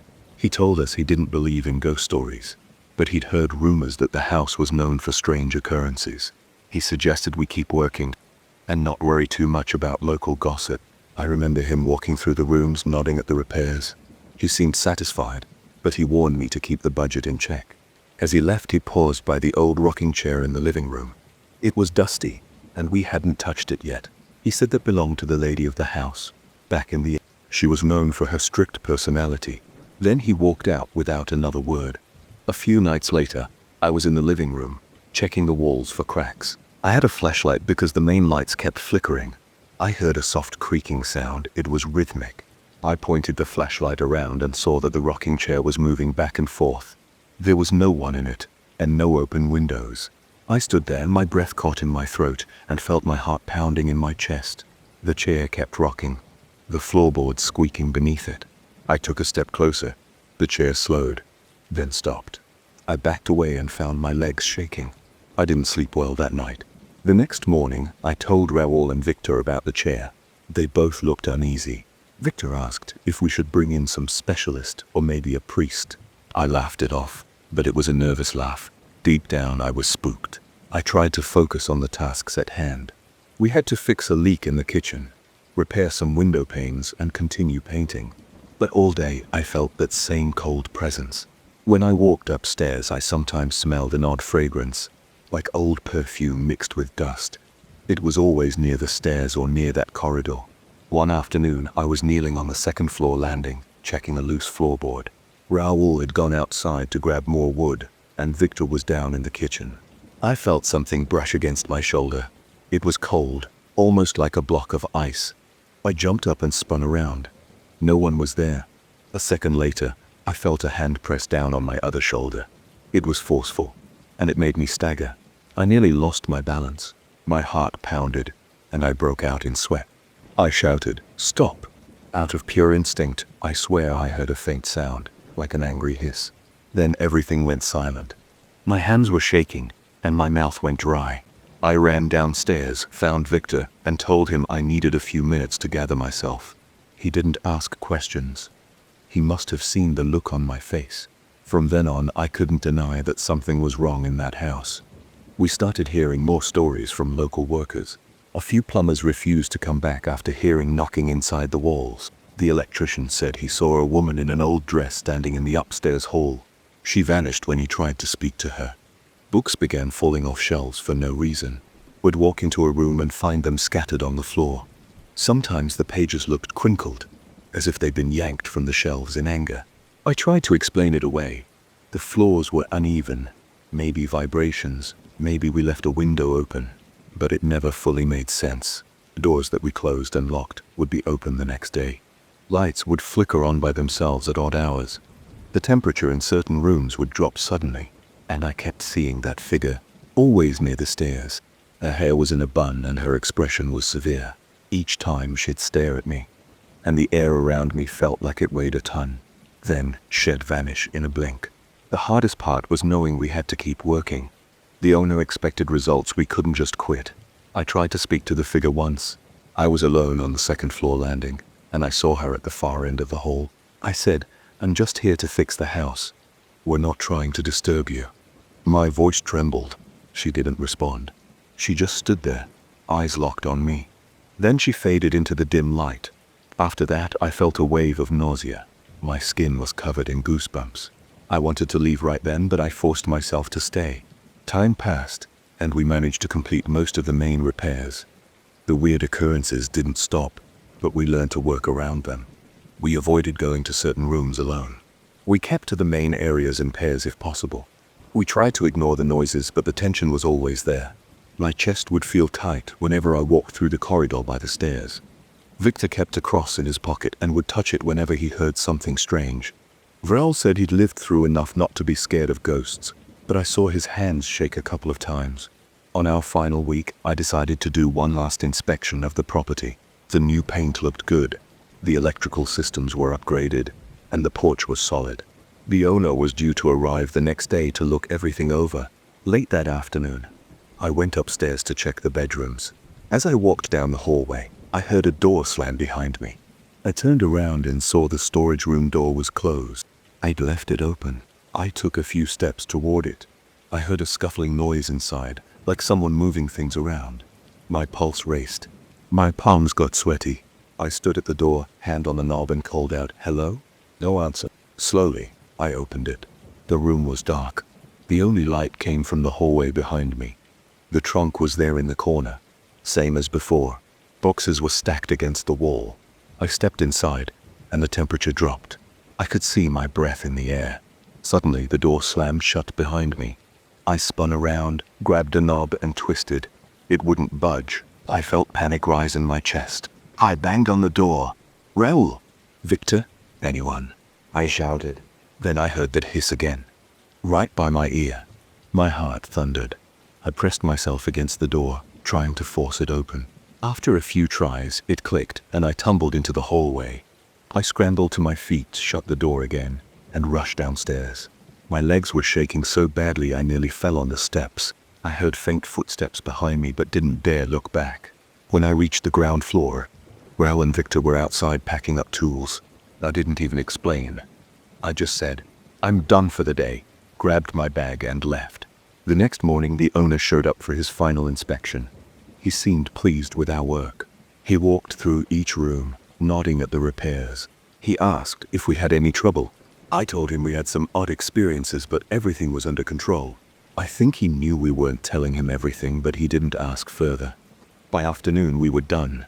We gathered our things, locked the main door, and headed out. As I reached my car, I felt that cold presence behind me again, like someone staring holes into my back. I glanced over my shoulder and saw a faint outline of her in the upstairs window. Her expression was just as stern as always. I felt my chest tighten, and I looked away. I got in the car and started the engine. I drove off, keeping my eyes on the road. I don't know if she's still there, but I'm guessing she is. She didn't like our presence in her house. We fixed up her property, but she made it clear she didn't want us around. I still feel a knot in my stomach whenever I think about that cold hand on my shoulder. So I tell myself it's over, but I still dream about it sometimes. That final image of her standing at the window watching us leave still makes my skin crawl. I'm not sure I believe in ghosts, but I know what I felt in that house, and that's something you'll never forget. I bought this house without checking every corner. The attic and basement were stuffed with boxes, old furniture, and random junk. I didn't care at first because the price was low. I just wanted a place of my own. The real estate agent never mentioned any strange noises or locked doors, and I didn't think to ask. I signed the papers, moved in, and stacked my boxes wherever I found empty floor space. Then I tried to settle in. On my first night, I barely slept. I thought I heard creaks above me, but I assumed it was the wind pushing against the roof. The house is old, wood expands and contracts. It seemed logical. In the morning, I checked the attic door and the hallway ceiling. I pulled the cord to lower the ladder. It felt a bit sticky, like it hadn't been used in a while, but I wasn't in the mood for exploring yet. I just let it go back up and decided to focus on cleaning the living room. I spent a week unpacking. I worked long hours and just wanted to relax when I got home, so I didn't pay much attention to the attic or the basement. I slept fine after those initial creaks. The second week, though, I needed to store some stuff that was cluttering my bedroom. Old clothes, tools, extra blankets. I wanted them out of the way. So, one evening, around 8, I decided to check the attic. I pulled down the ladder. It creaked and shook a little, as if it were protesting. I climbed up with a flashlight. I could see dust swirling in the beam. There was an acrid smell in the air, like stale cardboard mixed with old paint. My throat felt dry and I tried not to breathe in too deeply. The attic was cramped, with a low ceiling and wooden beams that looked splintery. Boxes were stacked near the edges. A few were open, revealing old newspapers and rusty nails. I could see a broken rocking chair in one corner. I nudged it with my foot, and a wheel rolled off. I swallowed hard. It felt colder up there than I expected, but I assumed it was just the lack of insulation. I carried my boxes up one by one. My arms grew tired and I started sweating under my t-shirt. Dust coated my hands. After stacking the last box, I turned to go back down. That's when I heard a heavy footstep behind me. It wasn't just a random creak. It was a clear step on the wooden floor. I froze. My neck tingled. I turned the flashlight behind me, but there was only the mess of old furniture. Hello? My voice sounded shaky. No reply. I stood still for maybe 10 seconds. Then I heard another step, like someone shifting their weight. I felt a jolt of panic in my stomach. I said, "Is anybody there?" I got no answer. My mouth went dry, and I moved toward the ladder. My legs felt tight, like they wanted to lock up. Suddenly, the attic door swung shut. The hallway light disappeared, and everything went dark except for my flashlight. I reached for the handle to open the door, but it wouldn't budge. My heart was pounding. I felt my pulse in my temples. A cold rush of air brushed the back of my neck, like a draft from a crack in the roof, but it felt directed. It felt like something was behind me, breathing on me. My scalp prickled. I tried the handle again, pushing up. It didn't move. I started shouting. I yelled, "Hey, open up," even though I knew no one else was in the house. My hands were shaking. I kept trying to force the door open. I tried 5 or 6 times, leaning my shoulder into it, but it was stuck. My mind raced. Was the latch broken? Was something jammed from the outside? Suddenly I felt a push on my lower back, like a strong gust of air, but with pressure. I stumbled forward a bit and almost fell into a stack of boxes. My breathing sped up and I dropped my flashlight. It rolled across the floor, shining at the old rocking chair. I crawled to grab it, feeling the rough boards under my palms. Splinters dug into my skin. The air felt colder. My breath sounded loud in my ears. I got to my feet and tried the door again. I slammed my hand against it again and again. After several tries, maybe 10 or more, I felt it give. I pushed hard, and it finally swung open. Fresh air from the hallway rushed in. I scrambled down the ladder, nearly missing a step and falling on my ankle. I limped into the hallway, my breath shaky. I slammed the attic door shut and rushed to latch it, but it didn't have a proper lock, just a simple latch. I latched it, then stood there panting. My shirt was damp with sweat, and my arms felt weak.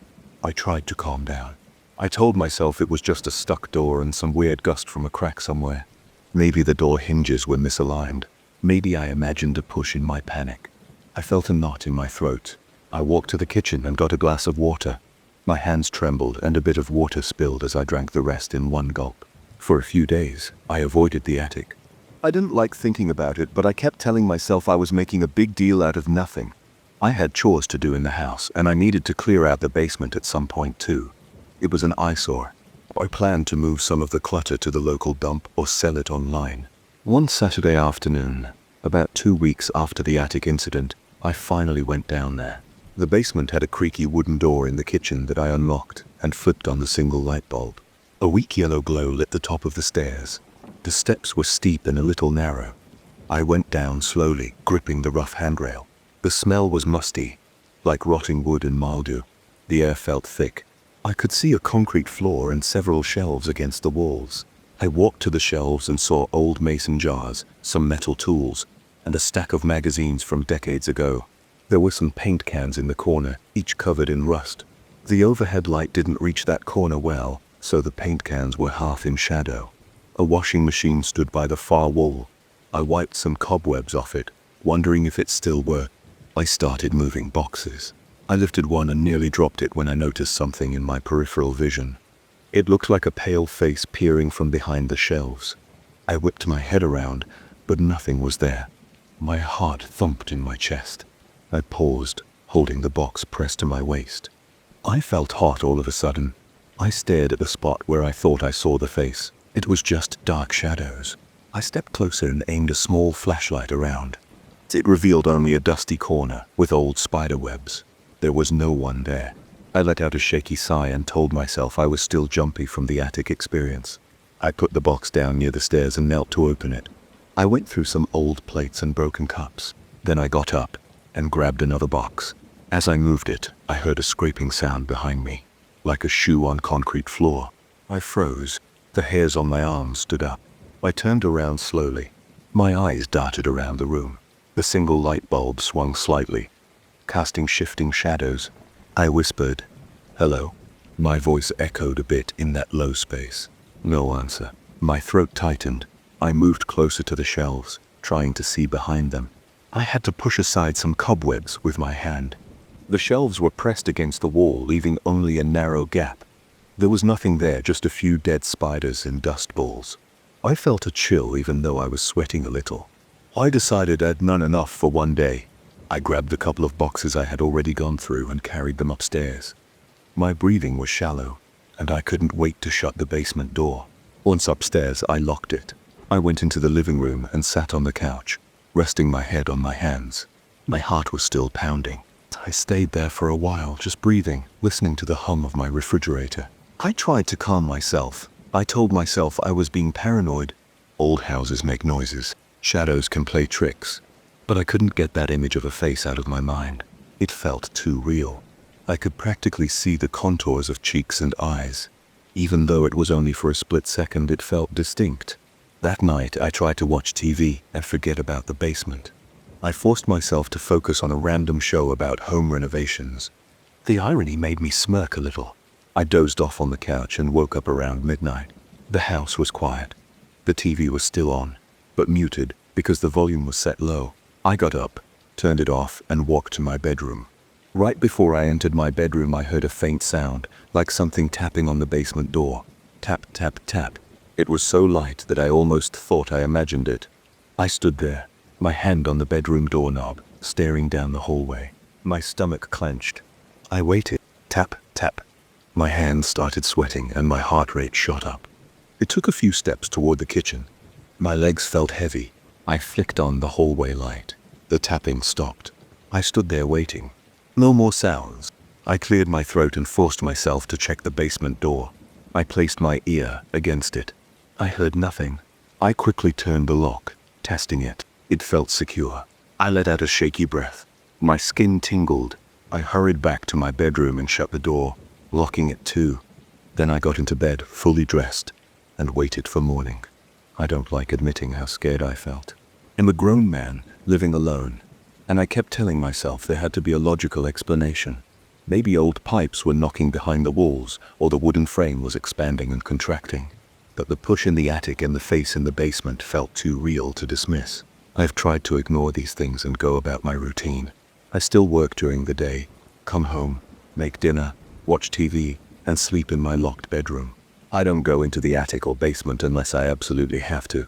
Even then, I go during daylight hours and keep my phone in my pocket ready to call someone if I need help.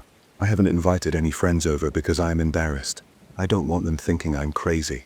Also, I don't want to deal with anyone else experiencing these weird events in my house that would make it all too real.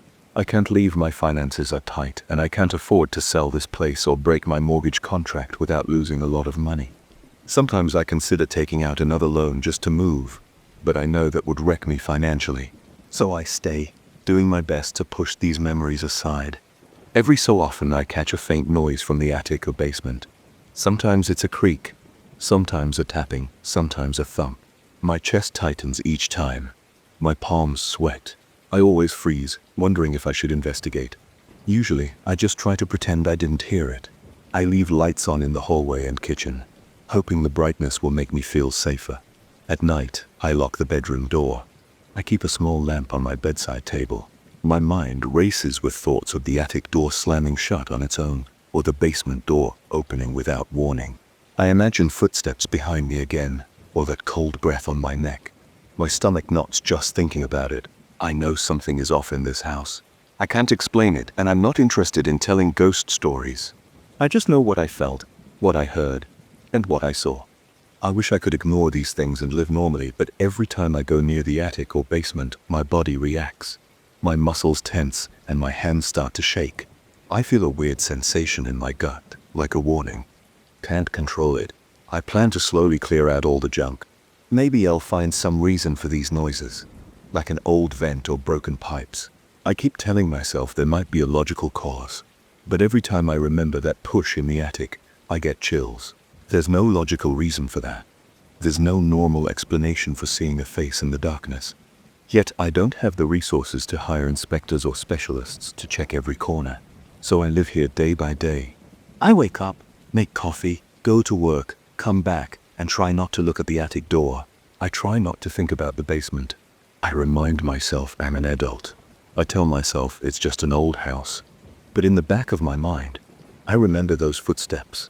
I remember the attic door refusing to open. I remember the cold breath on my neck. And I remember seeing that face behind the shelves. I haven't seen it again, but I feel its presence whenever I step onto those basement stairs. It's as if my skin prickles and my eyes dart around, searching the corners. I keep telling myself to stay calm. I hold the railing tight and move quickly when I have to go down there. I grab whatever I need and rush back upstairs. Then I lock the door and stand there trying to catch my breath. I wish I had more money to move, but I'm stuck for now. This is my house and I have to deal with it. I don't talk to anyone about it, because I don't want them to think I'm exaggerating. Maybe I should reach out to a friend, but a part of me worries that if I bring someone here, something worse might happen. Or maybe they won't believe me. I can't decide which would be worse. At least I've managed to sleep most nights, even if I lock my door. I still get nervous before bedtime, but exhaustion from work usually knocks me out. Some nights I dream about the attic or the basement. I wake up in a cold sweat, but nothing is ever there when I check. I don't know what the future holds. In trying to save money so I can leave this place someday. For now, I just try to keep a normal routine and stay out of those areas as much as possible. I don't expect anything to change, but I keep an eye on that attic latch, and I listen carefully before I open the basement door. I can shake the memory of those footsteps in that face. They linger in the back of my mind like a silent warning. I'm doing my best to live here day after day, but it's hard. Every corner of this house feels like it's watching me, and I can forget what I felt up in the attic and down in the basement. It's with me all the time, and I have no choice but to endure it. I'm going to cut straight to it. I saw a person inside my home one night, and she didn't seem alive in any normal sense of the word. I'd only been living in this duplex for a few weeks when it happened, and it shook me up in a way I never expected. There's an abandoned hospital across the street, and I knew that place came with a reputation for being creepy. I figured people in the neighborhood were just superstitious. Then I started hearing noises at night, and everything changed for me. I moved into this duplex because the rent was low, and I liked having a bit more space than my old apartment. The area is quiet during the day. There's a big fence around the hospital, and the windows are boarded up. I noticed right away that almost nobody walks near it. People walk around it or choose a different route. A few times I saw a stray cat slip under a broken piece of fence, but that's about it. During my first week, I didn't notice anything strange. I was busy unpacking boxes and trying to settle in. The power worked fine, the plumbing was decent, and the walls looked sturdy. Some parts of the place seemed a little worn out, but that was normal for an older building. I never expected anything beyond some creaking floors or a draft in the hallway. Then I started hearing these faint clicking sounds in the hallway around 2 or 3 o'clock in the morning. At first I thought it might be a pipe or maybe an old floorboard shifting, because of the temperature. It never lasted long, just a couple of clicks, then silence. On the second or third night of hearing these clicks, I got up to investigate. It was around 2 a.m. I remember checking my phone for the time. The hallway was dark except for a streetlight glow coming in through a window at the far end. I didn't see anything out of place. I walked back and forth, trying to recreate the sound with my own footsteps. The floor squeaked, but it didn't match the clicks I'd heard. I checked the walls to see if there was some loose panel. Everything seemed tight. After 5 minutes of wandering around in my underwear, I gave up and went back to bed. I started sleeping with my door closed after that. I'd never really done that before. I'm the kind of person who usually keeps the door open, because I don't like feeling confined. But those clicks in the hallway felt invasive. Even though they were quiet, I felt uneasy knowing something might be moving around out there. I told myself it was probably just the house settling at night. A few nights later, around the same time, I woke up again. My heart was racing for no obvious reason. I listened and heard the clicks again. This time, they were slower and more spaced out. Click, pause, click, pause. It sounded like something tapping lightly on the wall or floor. I got a prickly sensation on my arms and my stomach felt tight. I stayed still in bed, barely breathing. My door was shut, but there was a thin gap under it and a bit of dim light from somewhere in the hallway slipped through. I decided to check it out again. I turned on my bedside lamp, got up, and opened the door. The hallway was empty. My living room was off to the left, the small kitchen to the right. It all looked normal, but I noticed a slight smell in the air like old disinfectant. It reminded me of a doctor's office, the kind you find in rundown clinics. That odor wasn't there before. I sniffed around, trying to find the source, but it faded quickly. I shrugged it off, figuring I was half asleep and imagining things. 2 nights later, I saw her. It was around 3 a.m. I was sleeping lightly, and a soft click woke me up. I felt my throat tighten, and my mouth went dry. My heart pounded so hard I could feel it in my neck. I tried to ignore it, but then I heard another click. I stared at my bedroom door. It was slightly ajar because I'd left it open a crack for fresh air. My hand was shaking, and I didn't want to move. I was scared to even breathe loudly. I saw something in the hallway through the gap in the door. It looked like a figure. At first I couldn't see details, just a tall shape. Then, it moved closer, and I saw that it was a woman. She was very tall, maybe around 6 feet or more, and she was wearing some kind of hospital gown. It looked old and dirty. It hadn't been washed for a long time. The fabric was torn in places, and it hung unevenly around her legs. She turned her head toward my door. I froze. My legs felt numb, and my arms tingled. Her face was pale, looked lifeless. Her eyes were sunken, and her cheeks looked hollow. There was no color in her lips. I could see some kind of mark on her wrists, but I couldn't make out what it was. Her eyes locked onto the space where I was watching. It felt like she was staring right into my room, even though it was mostly dark. I wanted to back away, but I couldn't make my body move. She took a slow step forward. The floor didn't creak. The only sound was a faint rustle from her gown. Then she stopped. Her expression was flat, but also felt threatening. She looked at me as if I had no right to be there, as if I was intruding. A chill spread through my chest, and my breathing got faster. I felt a bead of sweat roll down my temple. I was trying to decide whether to slam the door or turn on the lights, but all I managed to do was blink stupidly. Suddenly my arm jerked almost on its own, and I turned on the light switch by my bed. Oh! I expected her to vanish the second the room lit up, but she stayed for a few seconds. She remained in the hallway, fully visible under the harsh ceiling light. I saw the dirty hospital gown, tears along the sides, grime on her bare feet. She kept her eyes on me, and I felt this weird pressure in my ears, like I was underwater. My chest rose and fell in quick, shallow breaths. My hands shook, and I could taste acid in the back of my throat. Then in an instant she was gone. There was no fade out, she just wasn't there anymore. I stared at the hallway for a long time, not believing my eyes. After a few seconds I rushed to the doorway and looked out. Nothing. The hallway was empty, and the house was silent. I stood there panting, my shirt stuck to my back with sweat. I didn't sleep for the rest of the night. I sat on my bed with the lamp on, my hands trembling. I texted a friend about it, but he was asleep and didn't reply until morning. I tried looking up any local stories about the hospital, but my mind was racing too much to focus on the screen. Every few minutes I'd look at the bedroom door, expecting to see her again. Over the next few days I felt uneasy in my own home. Every time night fell, I'd get this heavy feeling in my chest. The hallway, in particular, made me nervous. I kept the lights on more often, telling myself it might help me see her coming if she appeared again. But part of me wanted to block it all out and assume it was a nightmare.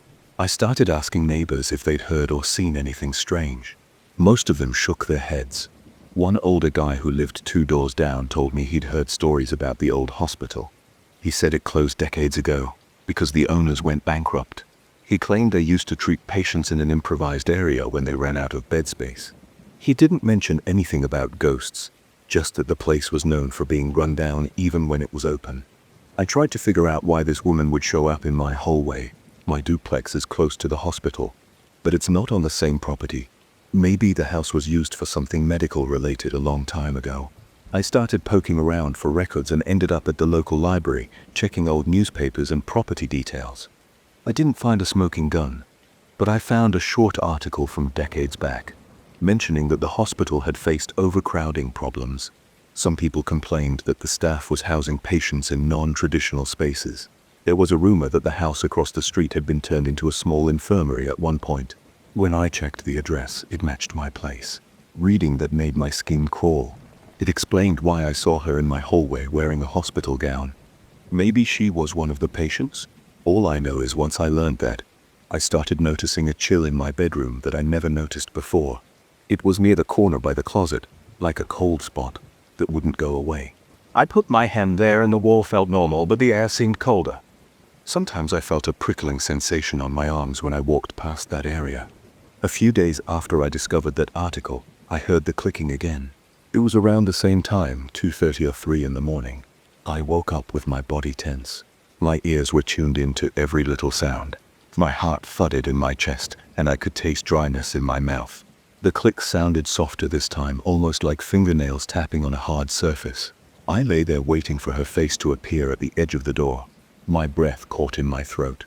My muscles felt weak. I couldn't take just lying there, so I got up, grabbed a flashlight, and opened the door wide. The hallway was empty.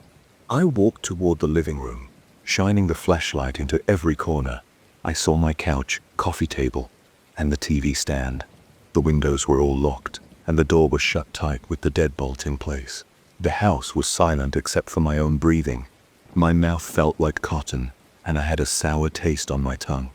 I checked the hallway closet, even though I had no idea what I'd do if she was in there. It was empty. I even stepped into the small utility room near the back door. Nothing out of the ordinary. The smell of stale air hit my nose, but no rotting smell or anything like that. I stood in the hallway for a few minutes listening. No clicks, no rustling. My body was shaking, but I forced myself to stay put. I was tired of feeling cornered by this presence. I didn't see her again that night, but I never felt relaxed. Every time I turned off a light, I felt like I was being watched. My skin kept crawling, and I had to remind myself to breathe slowly. The next morning I decided to rearrange my room. I thought maybe if I changed my bed's position or added some furniture in a different spot, I might not feel as exposed. It was a weird idea, but I just wanted some control over the space. After moving my bed and dresser around, the room looked different. I felt a little better during the day.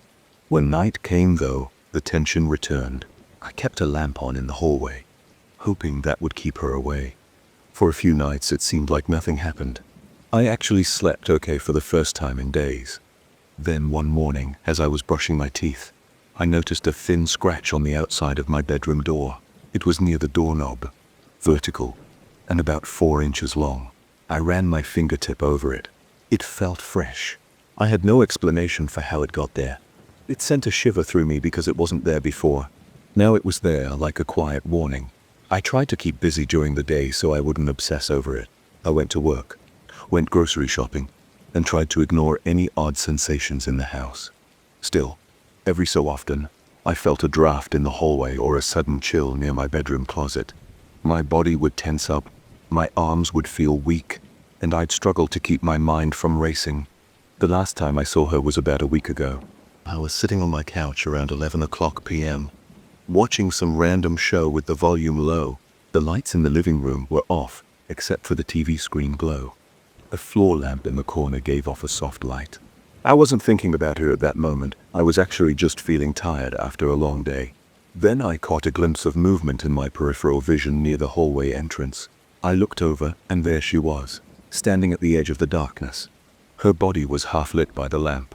She looked the same, tall, dirty gown, no color in her face. Her eyes were locked on me. My heart began to pound again, and I wanted to scream. I felt my jaw tighten. I scrambled for the remote and turned the main light on. The second the light flooded the room, she vanished. No footsteps, no fading, just empty air where she'd been a second earlier. I sat there panting, my hand shaking on the remote. I could hear my pulse in my ears.